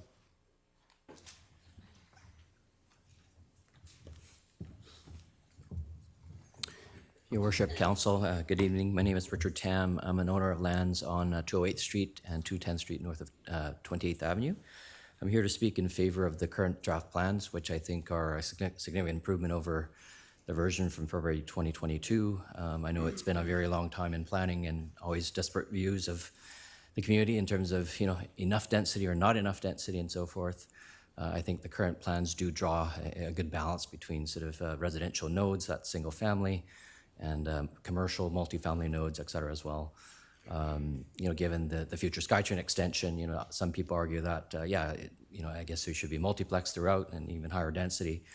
I know that others, feel that the rural residential neighborhood of the Brookswood area should be maintained. So obviously, given sort of a balancing act that needs to be achieved, I think council and staff have achieved that balance with these current plans. And obviously, over time, density always increases. So I would encourage, I think, to move forward with adopting these plans.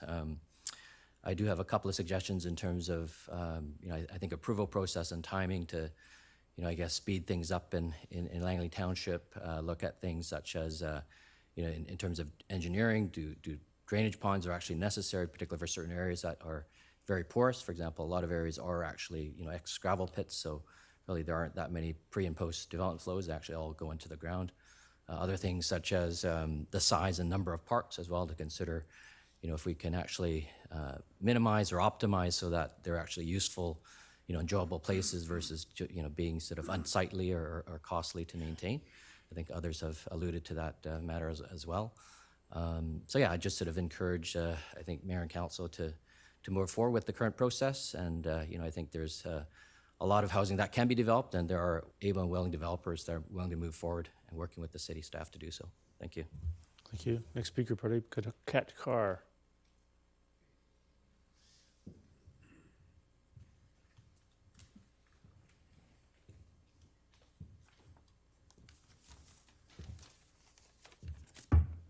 Good evening, Your Worship, esteemed members of council and fellow residents of the township. My name is Prabdeep Katkar, and I appreciate having the opportunity to speak before you today. Our decision in this critical moment will help shape the landscape and future footprint of our community for many generations to come. Firstly, I wish to commend the council, the township staff, and the community for their tireless efforts in progressing the plan. The strategic revisions and economic reconsiderations integrated into these draft plans are a testament to our commitment to adaptive planning and community engagement. However, I firmly believe there is room for us to push the boundary on this plan further to truly unlock the potential of our community, especially in light of the ongoing housing crisis that we're currently grappling with. We are witnessing a shortage of affordable housing, diverse housing options, which is creating a significant challenge for many residents. In the face of this crisis, I propose the expansion of the commercial village in the Booth neighborhood plan. This area is predominantly zoned for townhomes around the intersection, while the current zoning is a step towards increased density and diversification. I urge the council to consider further expanding the mixed-use development on all four corridors of 200th Street and 32 Avenue. By amplifying the density in this area, we'll be having a potential to create a more dynamic, walkable neighborhood that can act as a hub for our community. Imagine a neighborhood where residents can live, work, and engage in leisurely activities all within the same area. This approach not only reduces the need for long commutes, but also contributes to more sustainable, environmentally friendly communities. I appreciate your time and consideration and look forward to the future of Brookswood. Thank you. Next speaker is Pedro Briseno.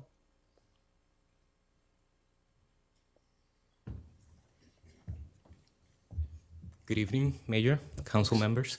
I'm here today to speak in favor of the plan of the NCP. Obviously, you can't satisfy everybody, and you're doing a great job in the NCP. And it's time to put it in course. Canada, the nation right now, is in lack of offer, and there's a lot of demand, and we need this to move forward. And what better way to be in line with growth with this NCP? Thank you. Thank you. Next speaker, Ryan Wang.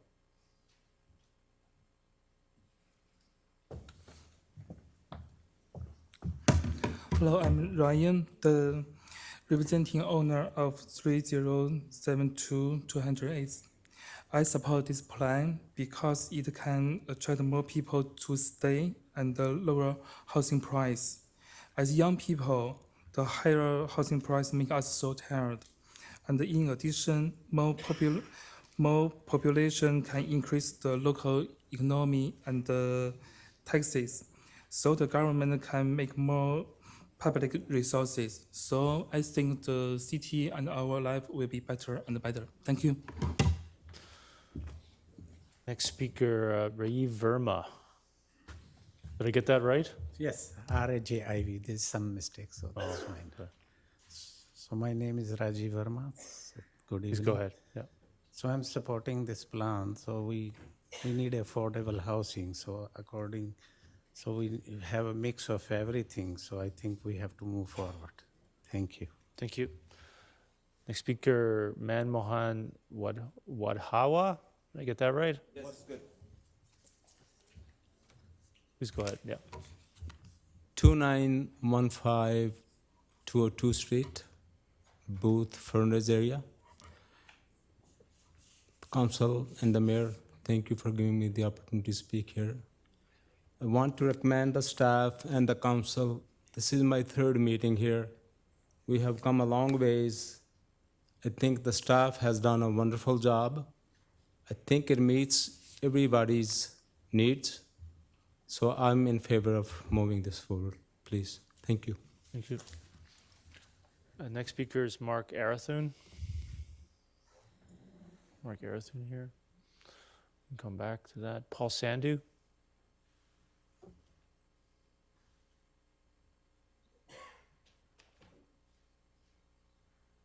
Some repetitions here, Ms. Bauer. Are you going to delete some of those?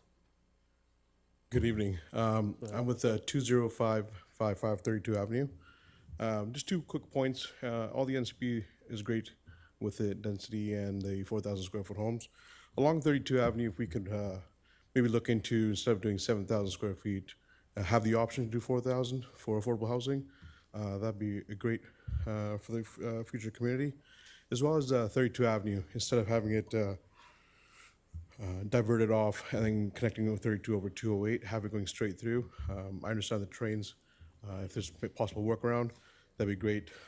Possibly interfering with multiple homes, maybe just a couple of homes there, as well as cost effective. That'd be great. Thank you. Thank you. Roberto Agnello, next speaker.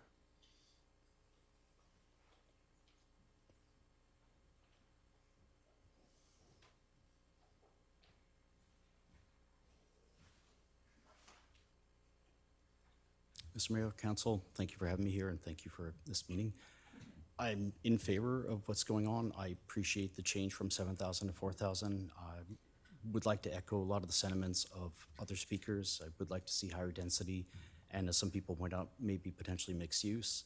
I'm a father of 3. I would love my kids to continue to grow and live in Langley. Right now, housing isn't affordable. Going to smaller homes might be. Higher density could make it affordable. I would like them to stay without me having to sell my home so they can afford to do so, or without them having to move further away in order to start their life and get a foothold. Higher density in and of itself brings about a lot of efficiencies. If you're going to pay for a transit bus, whether it's taking 1 person or 30 people, it's the same price to run that bus. We get better use out of it. Utilities will cost the same to dig up and lay the foundation for it. So it is a sort of a win-win for everyone. That's really it. I would like to essentially have my kids who were born and raised in Langley stay in Langley. Thank you. Thank you. One more speaker before a break. Kawal Athwal.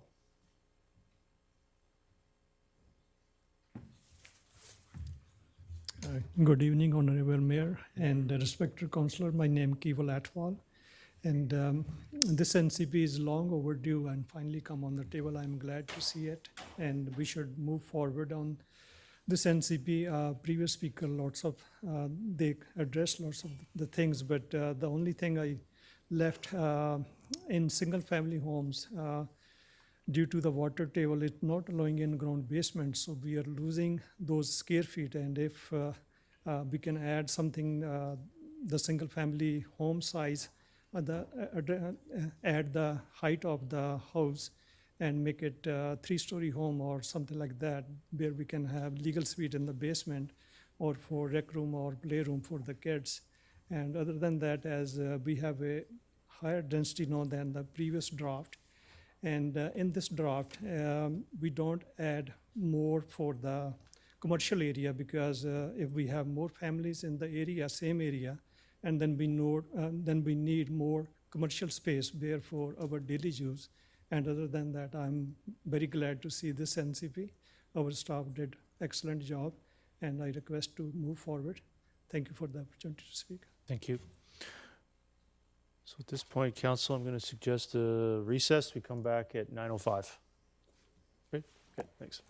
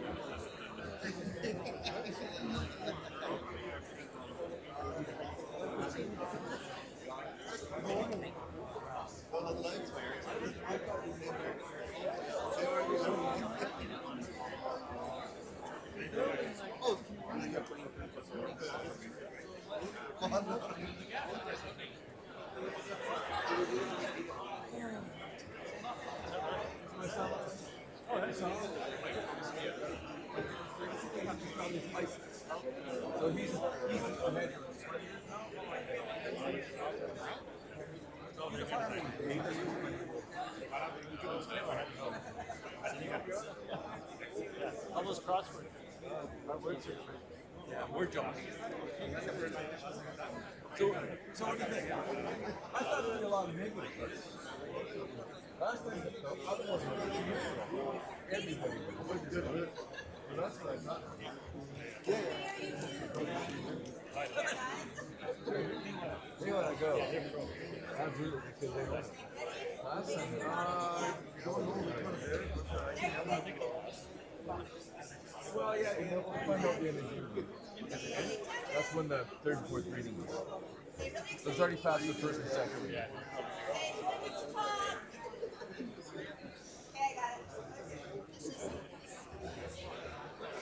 Okay, Reed, you come in? You gonna stay?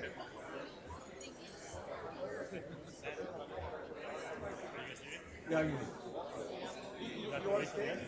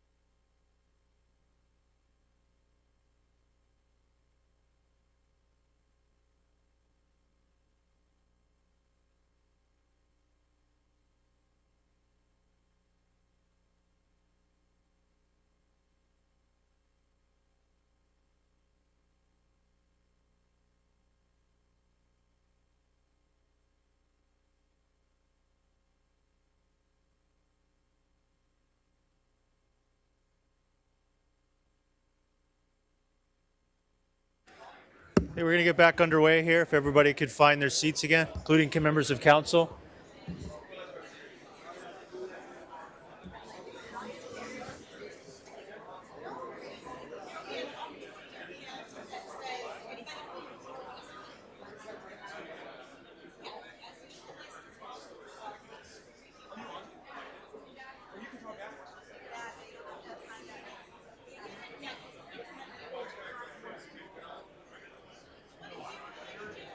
I'm not breaking the rules. You are actually breaking the rules. It's carbonated. No, this is you're seeing things wrong, Mr. Yeah, Mayor. okay.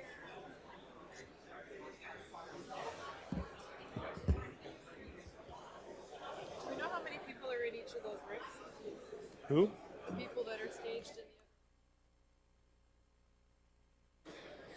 Okay, we're going to get back up. I don't know if my microphone's not working. We're going to get back underway. If we could get everybody to return to their seats, including members of council.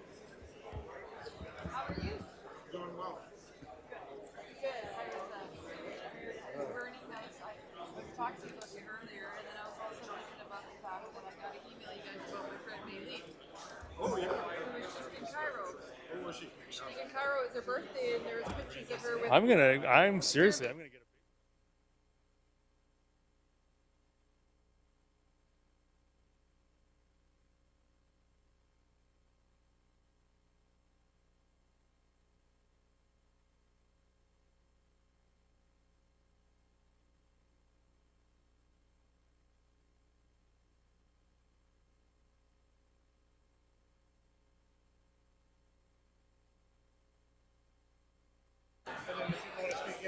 Excuse me. Excuse me. We need to get back underway here. If everybody could find their seats again, please. If we could have everyone take their seats so we can see how many empty seats we have. We need to move people up. Yeah, no. No more recesses. Just get up and go next time. If you could all please take your seats, please. We're trying to figure out how many extra seats we now have so we can move people from other rooms into this room. So if you could just take Councillor Ferguson, if you could carry that on after the public hearing. Councillor Ferguson. If you could take your seat, Councillor Ferguson. Hey, Councillor Ferguson, there's only one Councillor Ferguson. Yeah, thanks. Thank you.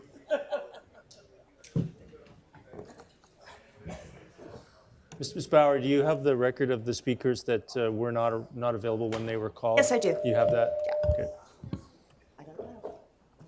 Great. So staff are going to try to fill the empty seats with those that are in the overflow rooms as well. So I appreciate everybody getting back down, and we will resume the public hearing. Next speaker, Carmen Kang.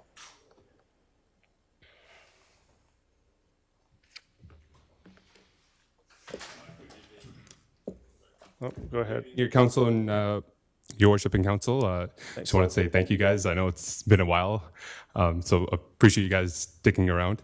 Also want to just do a shout out to Russell Nelson, the planner, who's been working on this for so long. You know, I barely know what to plan for dinner. Sometimes he's planning 3,500 acres, so really good on him for that one. So I just want to say, you know, I'm here in full support of the proposed modifications which aim to enhance our neighborhoods while preserving their unique characteristics. You know, the Brookswood NCP is a really good combination of both, you know, greenways, road space, living, work, play, everything, and it's been really well to see. I've been following everything since 2017 roughly, and then going into 2019 when things changed, and again last year, and now again for the, you know, I don't even know how many time viewing it again and seeing how it's kind of progressed over time. You know, I am supportive of everything. However, we cannot ignore the pressure of the housing shortage crisis that demands our attention. The time has come for innovation and forward thinking. We must reimagine the single-family 3 zoning along the major corridors, opening the doors to multifamily dwellings such as townhomes, apartments, and mixed-use developments. By increasing density along these corridors, we not only address the housing affordability challenge, but also foster vibrant, accessible neighborhoods that will serve as the lifeline of our community. Additionally, this approach will foster public transit, reduce vehicle dependence, and contribute to a greener and more sustainable future. I do want to I do want to touch on some statistics. So if you look at the CMHC, the Canada Mortgage Housing Corporation, they are estimating about 3.5 million houses that are needed in Canada, 570,000 that are needed just in BC alone to reach affordability by 2030. So that being said, I want to also quote, some literature that was written on the Township of Langley website, directly from the website on the community page. It says, located at the center of the mainland, the Township of Langley boasts several distinct communities that are rich in history and offer affordable housing, ample business opportunities, and abundance of recreational activities and variety of shopping. I want a key point in that sentence directly from the Township of Langley website, once again, affordable housing. Right now, I don't see too much of that, and I think a higher density in the area would definitely improve affordability. You know, I'm 26-year-old, and I look at, you know, when I have kids and I'm going to be able to afford a home one day. Right now, it doesn't really look so good. You know, we have $3.5 million houses in Brookswood. You know, it doesn't really seem like something I can be able to afford one day unless I work really, really hard. But I think if we increase density and push for more kind of denser mixed-use buildings, even high-rises, you know, we have a 45-story building going up 15 minutes down the road. I think Brookswood might make use of even a 12-story or 20-story, something that has more density. There's a big plan for greenways, spaces. Trust me, someone eating a $3.5 million house is not biking to work. They're driving the Lamborghini down the road. I think if the emphasis is on greenways and spaces, it should go to the people who are actually going to use it. Those are going to be the people living in condos, townhomes, younger folks. Prioritize them at the same time as prioritizing the single-family home. Make it all come together, and I think we'll have a great community. Thank you. Thank you. Next speaker is Michelle Connerty.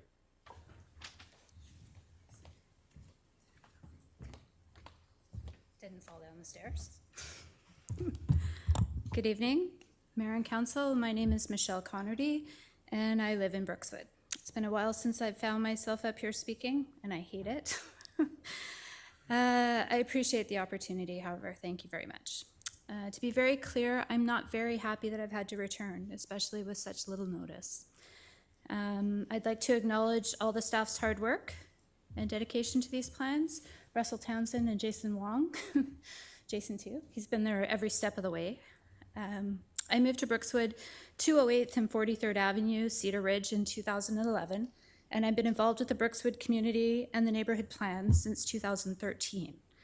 At that point in time, the 1987 community plan was still in place.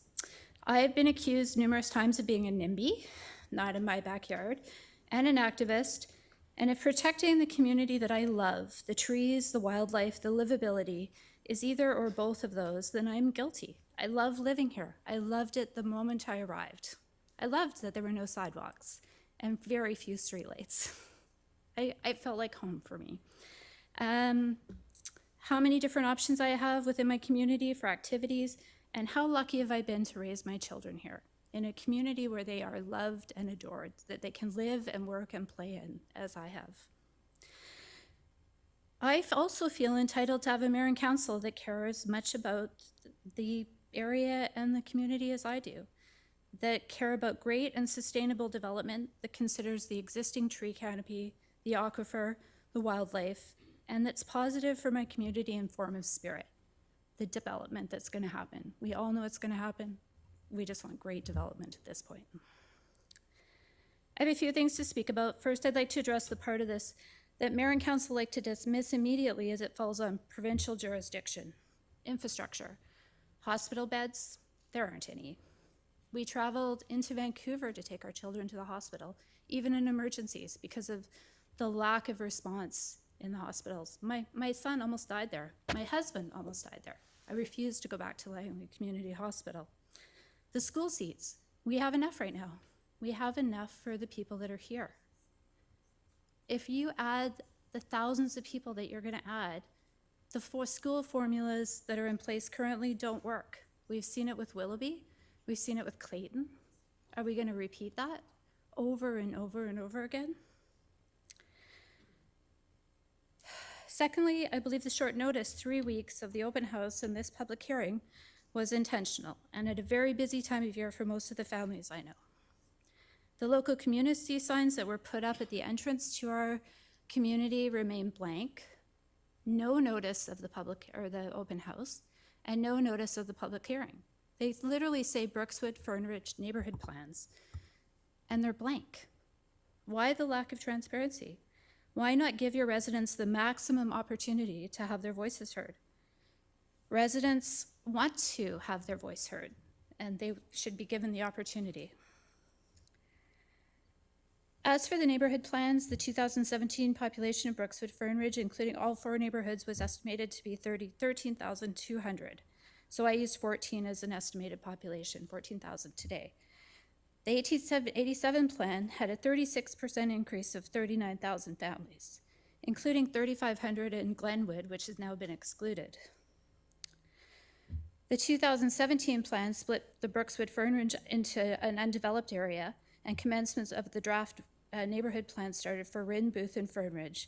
No plans yet for a Glenwood neighborhood plan.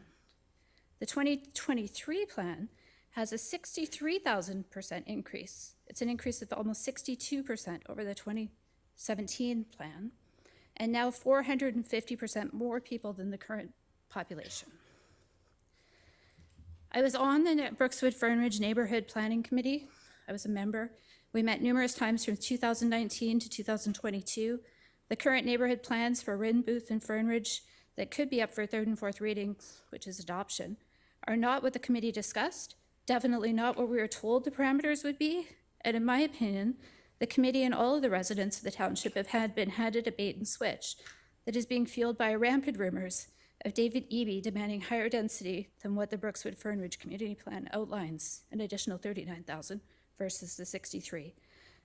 I'm unclear actually how council can pass neighborhood plans for these areas that don't conform with the Brookswood Fernridge Community Plan population estimates or increases. The other rumor that I keep hearing is that if we don't let this happen now, the next mayor and council could require even higher density, and I find this reasoning especially distasteful. Here we are now, let's do this right. Switching 10,000 square foot lots for 5,000 and 7,000 square foot lots for 4 is not palatable to the current residents, not livable long-term, and creates a parking hell. Take a tour through Clayton. Mixed density, why can't we trust the mayor and council to create a fair system that allows for a mixture of density throughout the regions? Because historically we haven't been able to. It's just been hodgepodge. Developments come to council, they get approved, or they get sent back, but there's no plan to allow for mixed density within the areas. Horn Pit, really quickly, I live in a 7,000 square foot lot, Cedar Ridge, significant trees, no parking issues, they're a reasonable living area. All lots do not need to be clear cut to proceed with development. It makes sense to phase in the development. To not phase creates traffic hell that we Brookswoodians have been experiencing these past months. 208th, 40th, 36th, 202, et cetera, et cetera. As services are readily available in Rynn, it does make sense to me to start the development here and move south. I'd like to see some phasing. I don't think I will. Horn Pit, I'd like to see you look at limited development and increased park space and trade for more and higher density on the 200 Street corridor. Protecting the aquifer should be top of mind, as well as saving trees and the opportunity to plant many more trees as climate change intensifies. To complete my asks here tonight, no less than 7,000 square foot family lots away from precincts. Keep the density on the corridors. That a community center property be identified and purchased ASAP. Maybe a pool, maybe some walls. That all storm drains, pipes that can be are perforated to allow for rainwater to return to the aquifer, and that all driveways and other paved areas be required parking lots to be constructed with permeable or porous material to allow, allow rainwater to return and recharge the aquifer. But the bigger ask is that if mayor and council proceeds with the plans as they are, can we trust that you'll be able to balance progress with livability? You only get one shot at this. Will you do it right? Time will tell. Thank you. Thank you. Next speaker is Patrick Harp. Patrick here. So Ms. Bauer, would you, before we move on to calls from submissions from the public, can we go back over the list of speakers? I have placed the list of speakers up for us. There we are, second call. Okay, so Lorraine Scott here. Kuldeep Chahal. Dilsher, whatever that is. No. Harry Purewall, Mark Arathon, and Manmohan Wadhawa. Is anyone here? So with the, we've gone through the list of people that have spoken on the list, speakers list for the first time. If any of them do wish to add more to their speech or their submission for a reasonable chance to be heard, we'll hear from first-time speakers first and then make a call for second-time speakers. Is there any other submissions from the public speaking a first time? Please come forward. Is this for first-time speakers? Yes, it is. Not on the speakers list, no. Pardon me? Those that were not on the speakers list, right? Correct, Go thank ahead. you. Yeah, go ahead. Mayor, councilors, my name is We'll Gary. need you to state your name since we don't have it. Yeah, Gary Howell. Great. I live at 20575 32nd Avenue. And I'm here to, I'm basically in favor of the plan, but I'm here to sort of petition for all the poor folks that happen to have streamside protection going through their property. There are many of us through the township, all the way from South Langley, all the way through Willoughby and through Walnut Grove. And ultimately, we get screwed out because you guys don't pay for the streamside protection. So I'll just read what I had here. Could you please give some clarification on the process that will happen if the plans are accepted? In particular, I'm seeking information regarding the property owners who have creeks running through their property, both the Little Campbell and Anderson. Does the plan call for expropriation of the property? Who ends up owning the property where the creeks or rivers are running through once the plan is completed? Are property owners, whether developers or individual landowners, expected to give this land away? Is there compensation for these properties through the amenity policy? On the maps of the plan, it indicates parks, environment, and open space as one of the maps. Pretty broad definition of the land. On the amenity cost page, it indicates an amount of money for ecological and nature conservation. Is this for the property owners? From my perspective, very complicated, confusing, and stressful. I'm sure every property owner who shares the streamside situation feels the same. I've lived there for 35 years. I've raised my family here in Langley. I was a paid call firefighter, scout leader, you know, did my thing for the community, and then it seems now, all of a sudden, I'm getting squeezed out. The question that needs to be asked is, just because council doesn't have to pay for the land because it falls under federal, should they not pay for it? Council is elected to represent all members of the community, not just the lucky ones who have no streamside protection. The very streamside corridor is the very gem that the township is trying to protect. It can literally go from Little Campbell, the valley, the park, all the way down to the Neckomackle. There's trails and things. It can be a gem, like Stanley Park. It can be the equivalent of Campbell Valley Park. Please reconsider paying some money out of the amenity plan for these property owners. Many of them, like myself, have lived here a very long time. And that green space is exactly what everybody wants to protect. And just because you can, because it's federal or it's provincial, you hide under that, and us homeowners get left out. I literally will lose an acre of my land to this. I've been there for, like I said, 35 years. I pay taxes, and believe me, the assessment board charges me a lot, but based off of what I'm seeing on this plan, I won't get nearly what they've been charging me. So please reconsider when you guys convene and look at giving some money, even if it's not full dollar, even if it's 50 cents on the dollar, give us something. So we're not just squeezed out with nothing. Thank you for your time. Thank you.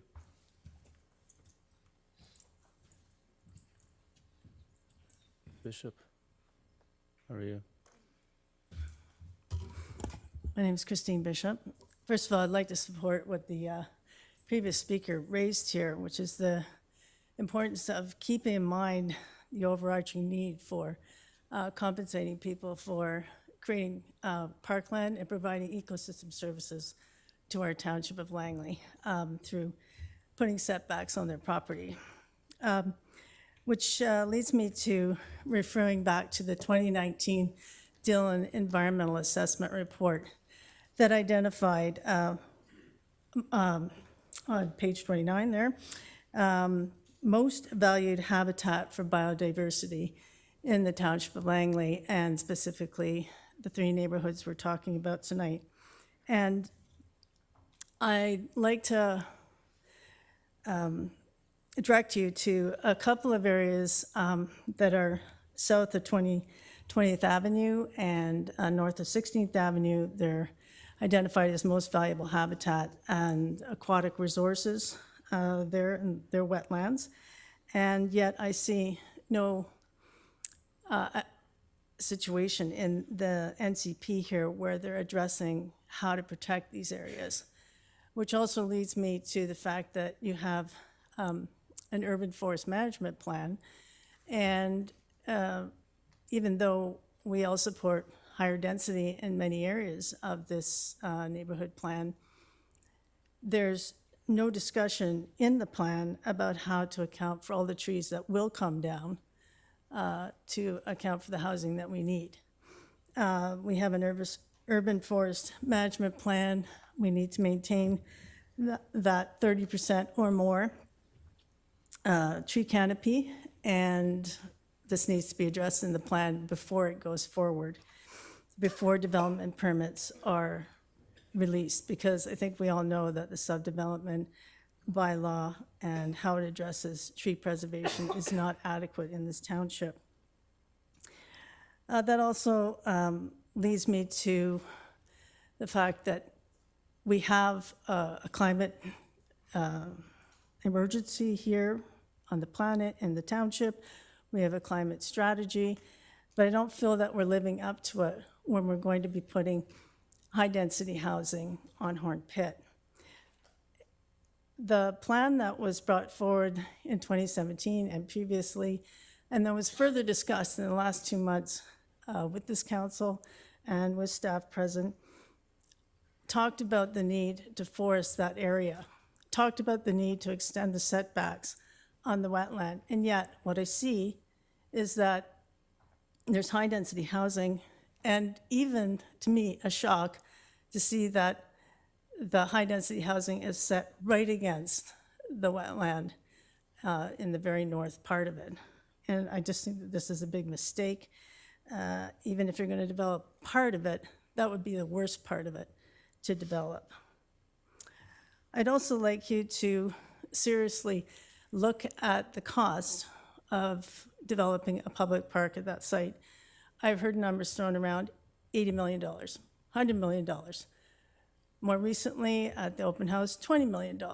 I don't feel that the staff or perhaps the council has seriously looked at this in terms of the economic considerations and balancing that off with preserving natural capital and the ecosystem services that that site provides.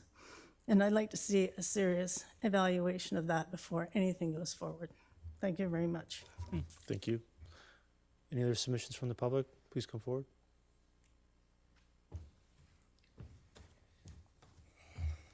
Alrighty. Good evening, Mayor and Council, and to everyone who's still left here tonight. I was told today that... Can you state your name and address for the yes. record? Yeah. Sorry, I'm used to talking to you guys. My name is Tristan Taylor. I'm from the Murrayville neighborhood, and I am the youth member on the council advisory committees.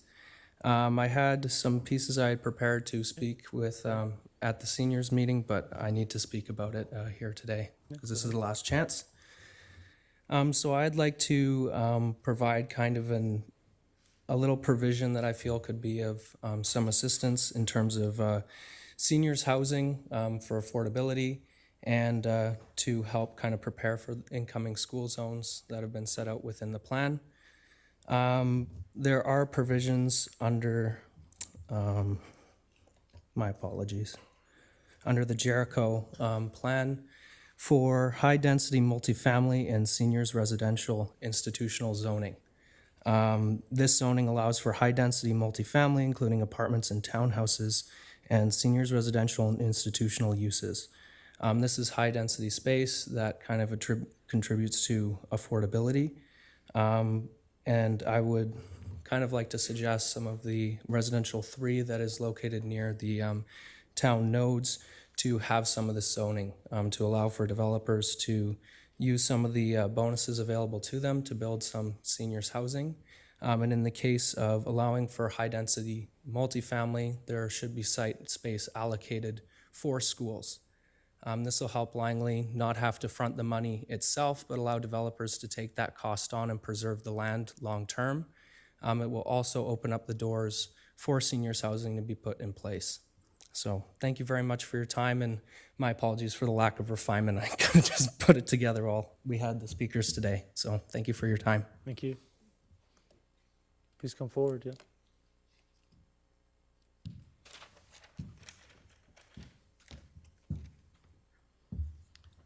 Siam, Sachalacha, Siam, Skalita, Wet, Squanemia, Sitsanat, Siam. I'd just like to call upon your worship and your council here tonight. My traditional ancestral names are Skalita, Wet, and Squanemia from Semiahmoo First Nation. And I got word that you were having this public hearing here this evening, and I felt that I needed to come. And I needed to share some words from Semiahmoo here tonight while you're given consideration for your plans. We are located at the mouth of the river of the Tataloo, we call the Little Campbell River. And this is our unceded traditional territory. And I'm looking forward to the possibility of having council-to-council meetings to discuss the work that you're doing, particularly in this area, that could have cumulative impacts to Semiahmoo First Nation and to our environment, to our estuary, to our salmon, and to all the things that live, swim, crawl, walk, burrow, that live in the estuary. And it's just very important for me to come here. I missed the discussion about Horn Pit, and I discussed those, missed those discussions and missed the speakers that were here this evening. And I've heard both sides. You guys have a tough job ahead of you to do this, and I'm not coming here. I'm just wanting you to think about us that are downriver and think about how important Mother Earth is to us and that bloodstream, which is the Little Campbell River, that provides for us. When I hear that there might not be a lot of scientific things, the neighboring city as well hasn't had a very good relationship with our Semiahmoo First Nation. We know that there's a major development that's going on in their area, and we're doing some cumulative effects studies as well going on with how that's going to affect downstream. We have not been participated with or consulted with any ISMPs that could be affecting any of the streams, tributaries, creeks that flow into the Little Campbell River and any of the estuaries. So we're also concerned about any plans that were going on here. So I just wanted to come bring it to your attention that it has been made to my attention over the last couple of days. I've been traveling on the island for some cultural work and whatnot, and I didn't have time today to submit a submission, but I come here tonight just respectfully asking that we have an opportunity to meet council to council to be able to understand where you stand with UNDRIP and DRIPA legislation when it comes to any of the plans that you're doing that concerns our resources and everything that flows around the Little Campbell River. Siam, thank you for your time. Thank you. Any more submissions from the public?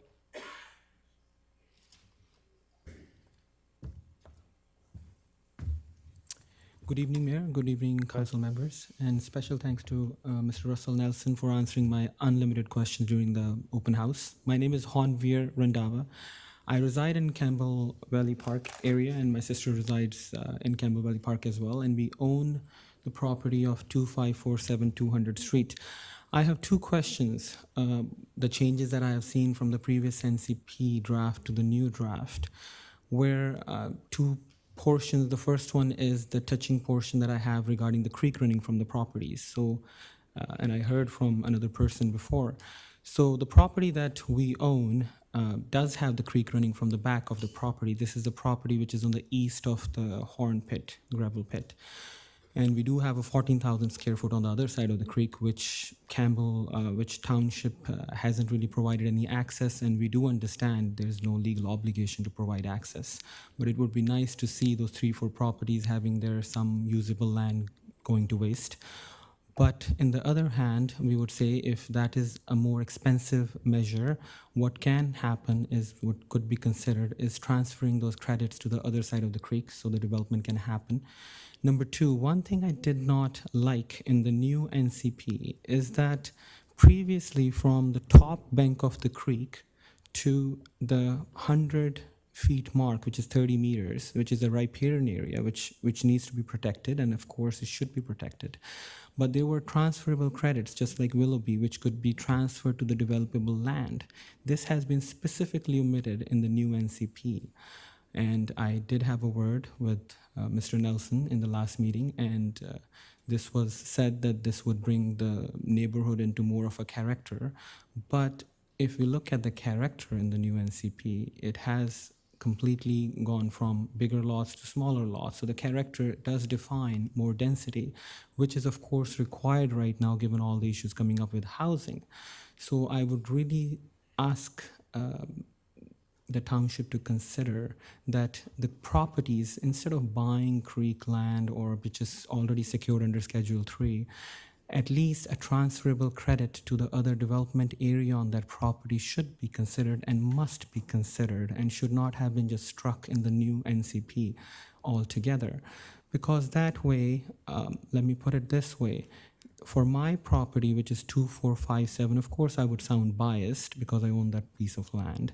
But at the same time, this piece of property is right next to the town center, which is 220 Avenue and 200 Street. And this property is just a few doors down, and this is already designated as a townhouse site. But when we talk about saving the creek, water permeability, and all that stuff, why are we not bringing in on all the townhouse sites and also an ability to make 5 to 6 story apartment building? Let me tell you why. First of all, the underground parking happens on these properties, number one. So we have more permeable land. Having a townhome, a ground-oriented unit, just like all the row homes and all these multifamily fourplexes and everything that we're offering, it doesn't really help. I don't see in the Brookswood Fernridge area any townhouse development sites been shown, or maybe I'm mistaken, but I believe it's not. It just says the RM5 to RM7, which is the townhome designations. I think that should be increased to kind of encourage apartment sites as well, because not only two things over here are important. This is close to Campbell Valley Park. I live right next to the park right now. It's an amazing park. It's a huge park. People can commute there very easily. Brookswood, Fernridge, 200 Street and 20 Avenue. That area is so much easily accessible to the park. A huge park, which can have all these kids and growing families going over there. Affordability increases with apartments. People can afford up to $500,000. They can afford $1.2 million townhomes right now, or even if you subsidize them at $1 million. So that is something I would really urge that the township should consider. Those properties are right next to the town center, walkable on 200 Street, busy street. So it would go with the character. And plus, yes, and I do believe that people who have creeks running through their properties, instead of, it's not feasible and township is not going to purchase their creek land. I think it's just not possible. But what can be done is the transferable credits that should be looked into it. If I request if it can be looked into it. Thank you. Thank you.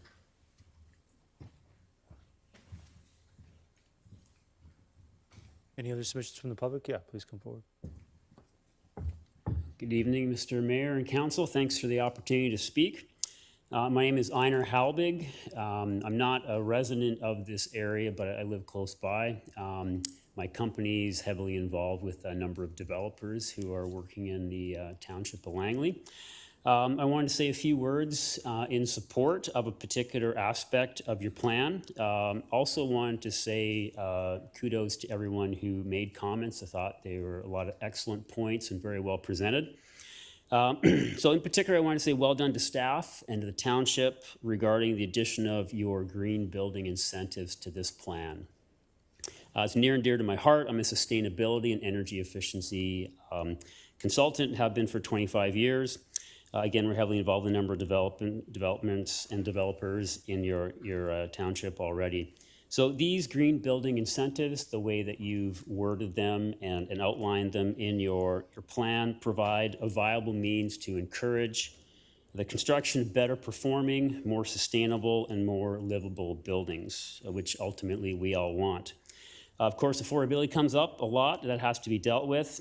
The way you've got your incentives outlined, this is a way to help reduce the long-term operational costs of these buildings. They also provide for a means for developers to afford and foot the bill to develop these, to actually have a financial incentive and a financial means to accomplish this through the increased density offers. They also support Made in Canada programs, such as Net Zero Energy Program. These are programs that Canadian outfits, such as the Canadian Home Builders Association, spend a lot of time and effort developing, and for good reason. It's great to see that they're encouraged and used and supported. You're also providing an important example for other municipalities. Our organization deals with pretty much every municipality in the Lower Mainland and others across the province when it comes to STEP code, comes to energy efficiency, green building programs. And we absolutely know, because we hear from them and they tell us that they look around at what the other municipalities are doing. So you're sending a strong and very positive message when you include a program or wording in such as your green building incentives. In conclusion, it's easy to not include these things in your programs, to not be aware of them. Maybe think, well, we're the first people who are going to do this. Does anybody really care? Is it can just be an outliner? So it's easy to not include them. I'd like to thank you for including your green building incentives. Thank you. Thank you.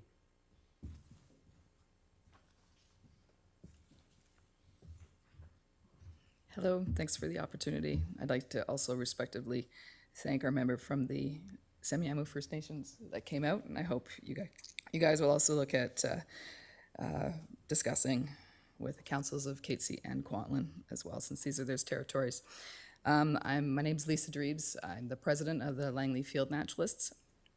I felt the need to come up and represent those that didn't come forward tonight because they didn't have a financial gain that they needed to protect, as many of the individuals seem to this evening. We do need park space, especially with higher density housing. Individuals will need places to go. And as COVID proved to us, we certainly need green space to help with our mental well-being. And as mentioned before, Campbell Valley Park is completely oversubscribed by people. COVID brought out, I believe it's something like 500,000 more people to the park, and they're still coming to the park. It's a wonderful park, I absolutely agree, but it isn't completely developed. There's a great deal of space at the park that is not developed, and it is for protection and sustainable future. I've heard a lot of people this evening talking about the housing crisis. While we do have a housing crisis, that is what we see right now. I don't know, 15, 20 years from now, these houses will still be there, and there will still be a completely different crisis that we still have right now with the climate crisis. The Township of Langley is not going to solve the housing crisis. 75% of the Township of Langley is in the ALR, but we do, because of that, have a place to fill in order to help food security. We need to protect our aquifer. We need to make sure that our farmers are supported. And I hope that going forward, this will continue to ensure that we have safe and sustainable water for our agriculture industry, as well as our salmon and traditional shellfish harvest in the mouth of the Semiahmoo. Thanks. Thank you. Hi, good evening, Mayor and Councils. I know it's been a long evening for everyone, so I will make my speech short. I'm the owner of 20447 24 Avenue. So from the proposed NCP, I see a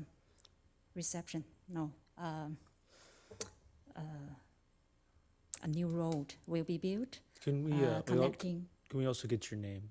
Pardon? Can we get your name? I mean to. So a new road will be built connecting 204 and 204A. So that will run right across my neighbor's property and my property. So I don't know I'm not a professional, so I don't know how good it is. You need to build a road just like this, because the old road is this way.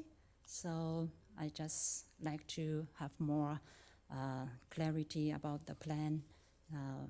I hope the city can take maximum consideration to every resident's interest and make minimum effect to all the property. Thank you for your time. Thank you. Next speaker.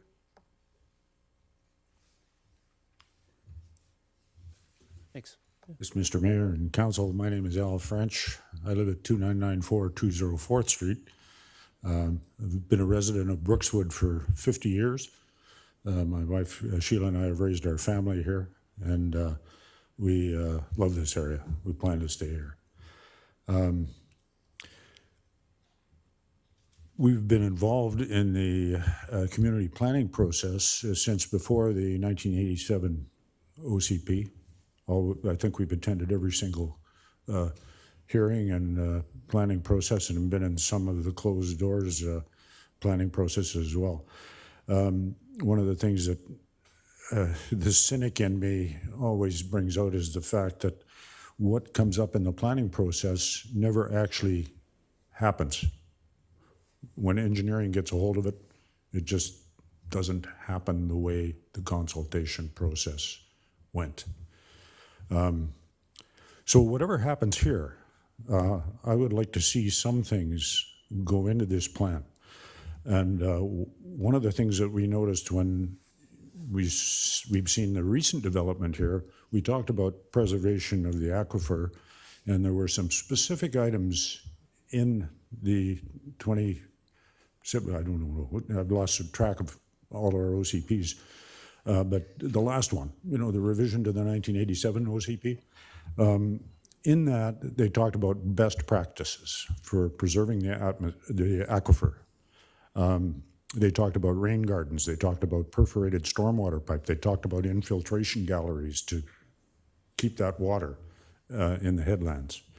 When the rubber hit the road, I looked out my window, and along 204th Street, we saw a solid concrete drain pipe go into the road. None of that perforated pipe was in there. The development up on 208th Street right now, just south of 36th Avenue, I don't see any perforated drain pipe going in there. All that water is being drained off. Water that used to go into the aquifer is now going down into the ocean.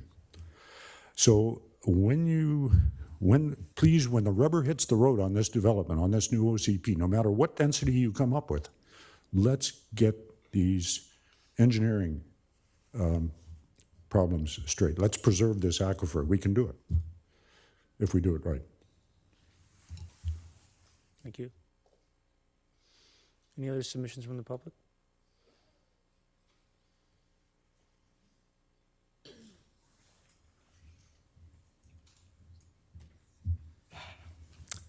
Good evening, everyone. Mr. Mayor, councilors. I'm Noah Schmidt. I am the student council president at Brookswood Secondary. I thought it'd just be interesting to have, I guess, the perspective of the youth on this topic. Now, I know we did discuss Horn Pit quite a bit earlier on, but my mind keeps kind of going back to it because I do believe there is some adjustments that should be made to the development plan. Positives, I think it's fantastic that there is a plan for a new fire station. My father, who's sitting over there, he's actually a firefighter in the city of Surrey, but yeah, he's a firefighter. So I kind of have a vested interest in this type of thing. And I think it's fantastic that there is plans for a fire department. The volunteer fire hall we have currently in Brookswood, right by Brookswood Pond, just isn't enough. A few years ago, actually, my friend's house, it burned down, and it is right beside the fire hall. But that's because the response time was pretty long because a lot of our firefighters come in from, I think it's Murrayville and Willoughby. So I think that's fantastic that will be an addition. But I do think the plan for development of the area with housing could be improved a little bit. I think there does need to be a little bit more surveying. The Little Campbell watershed that encompasses quite a large area of Langley is a very, very important part of our local ecology, and I think it's a principle that we keep, we preserve it as much as possible. Yes, and I believe the wetlands, even as small as they are, as we saw earlier, they are integral. There is a lot of very important species that inhabit this area, and I just believe that there might need to be a little bit more research put into these plans before they go forward, as, of course, if we end up disturbing this area, there could be very serious ramifications, not just for us, but for others in the Lower Mainland, specifically even in White Rock and Surrey, where the river empties out into the Samiamu Bay. That's really all I have to say. Thank you so much for having Brookswood Secondary here tonight. It was an honor to speak. Thank you very much. Thank you. Any other submissions from the public?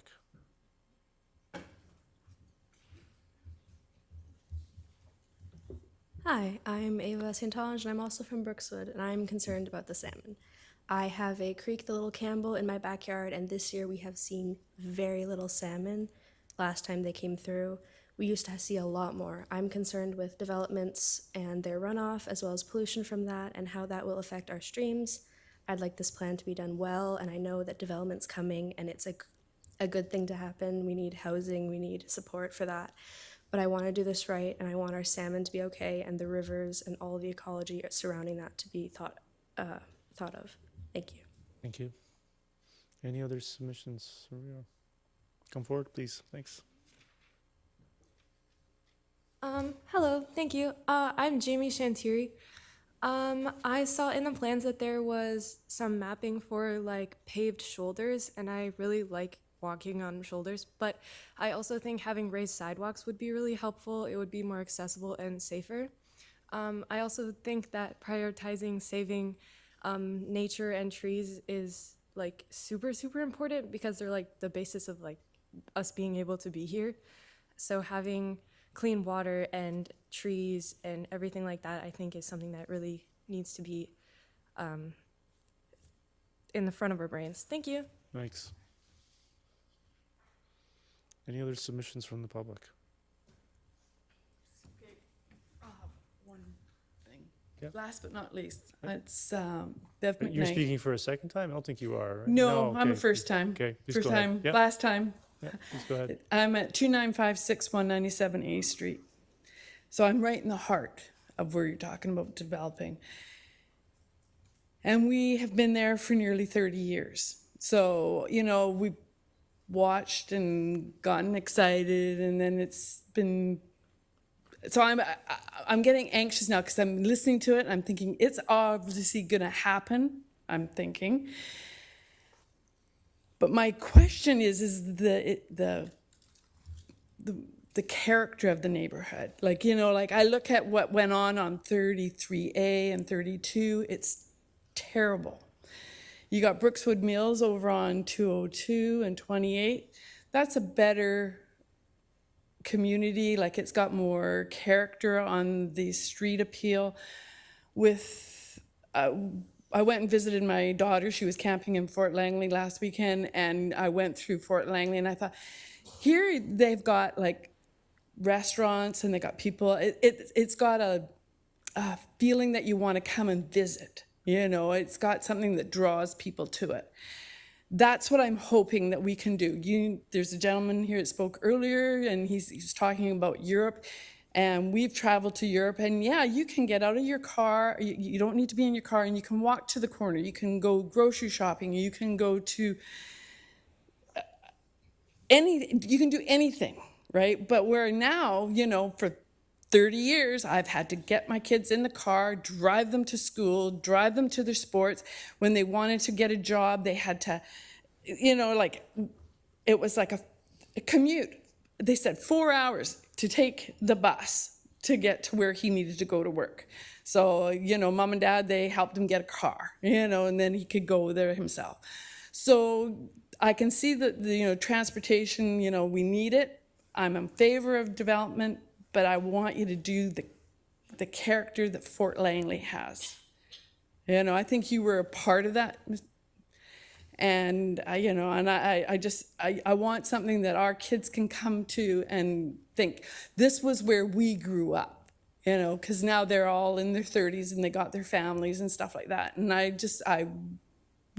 That's my biggest concern. I don't want it to turn into some, there was a gentleman that spoke that make it 3 stories. Oh my God, a house with 3 stories.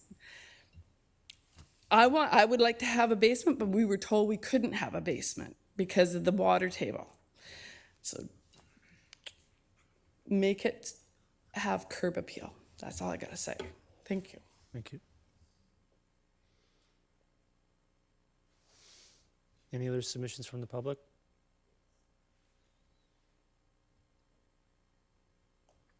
For a second time, any other submissions from the public? So any first-time speakers that wish to speak again with a little bit more information? Go ahead now.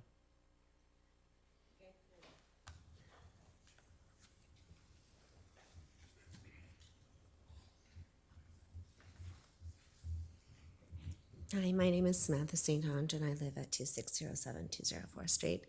And I'm not good at using the search function, or couldn't figure out how to use the search function on that document, which is very large and very long. And I didn't notice anywhere that there was any talk about pollinators and pollination corridors. And so I'm just going to invite you to, while considering the million of other things that we've all invited you to consider tonight, put on the list to please consider the pollinator corridors. I think that we have a lot of animals that are going from our backyards trying to get to where they need to go right now. We see that in our backyard often, that there's deer and things that haven't got a lot of space to get to where they need to go. Pollinators need specific requirements and specific food and nectar and pollen plantations, and we talked about it in some of our meetings that we did with Modus, but I just didn't catch it in the plan. So if that could please be brought to you guys' attention also. Thanks. Thanks. Any other submissions from the public? If you've spoken the first time, sorry, and you wish to add a little bit more to your submission, you can do that now. Any other submission? Go ahead. Yeah. I forgot to mention 2 things, and I was asked a question about what I said before, so I'd like to clarify and add to that. The first thing I forgot to mention, which is important for the records, is in November of 2021, there was a fairly extensive flood. Some of the areas that are part of this development, particularly behind the IGA on 24th, that was flooded and in the trailer park. So I'm a bit concerned about what the planning is for that. And I'm not sure how we do it, because we can't take water away from the river, because then we're literally deciding to kill it, which I don't think any of us here want to do. The second thing was, I have lived on the river for 23 years, and I've watched the spawning and the water come back and the cycle with fascination for all those years. This year was the longest the river ever took to come back, and it was October 31st. And it was the lowest numbers by a wide margin I've ever seen for spawning. So I'm quite concerned about that. I was asked about what I would actually do differently. Where I think there's a lot of room for opportunity for improvement is that green corridor around the Little Campbell River and the other waterways. We could expand those, compensate through credits, compensate through purchasing some, and even higher density on some areas where it makes sense. There's some spots where it doesn't, because there's not much space for an extra green belt, but there's lots of forest there, so you can incorporate park, have a winding green space throughout the whole community that would form a backbone for it. It would preserve the nature of the community, it would preserve the character of it, and it would give us that park space. That's where I think we can make some changes. As far as the schools, I think we need a plan for where we could put some elementary schools and work on a plan of making Nickel-Mackle, or Knoll Booth, sorry, a middle school. I think that's sort of where I see an opportunity, and I'd like to see that planning done, because I don't think after we release this plan and we do it, and after all the cookies are pulled out of the jar, we're gonna have any big pieces to work with. Thank you for your time. Oh, excuse me, sir. Can I get your name, please? Trevor Plater. Thank you. Sorry, thank you. Any other submissions from the public? For a second time, any other submissions from the public? Please come forward. Yep.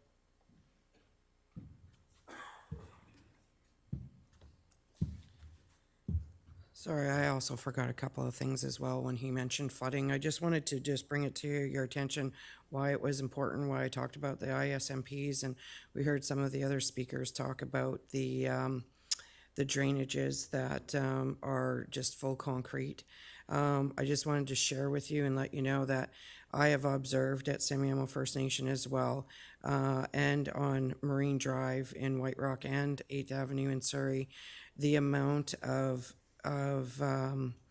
water, and because of the rain events, not because of high tide, but because of the rain events and the flooding down from going downstream, that this past December was the worst flooding we've had, and it's been increasing over time, which is very important for us to look at the ISMPs and what's going on and what's coming down the river during the winter events. And so I just wanted to just let you guys know that whatever you guys do for your infrastructure here has a direct impact on our land and our estuary, and it also affects the neighboring area outside of the reserve, where we have road closures, and our reserve, where we have access to the band office, closes for about 2.5 hours twice a day as a result of those rain events over a couple of days worth of time, where we don't have any vehicle access to go through.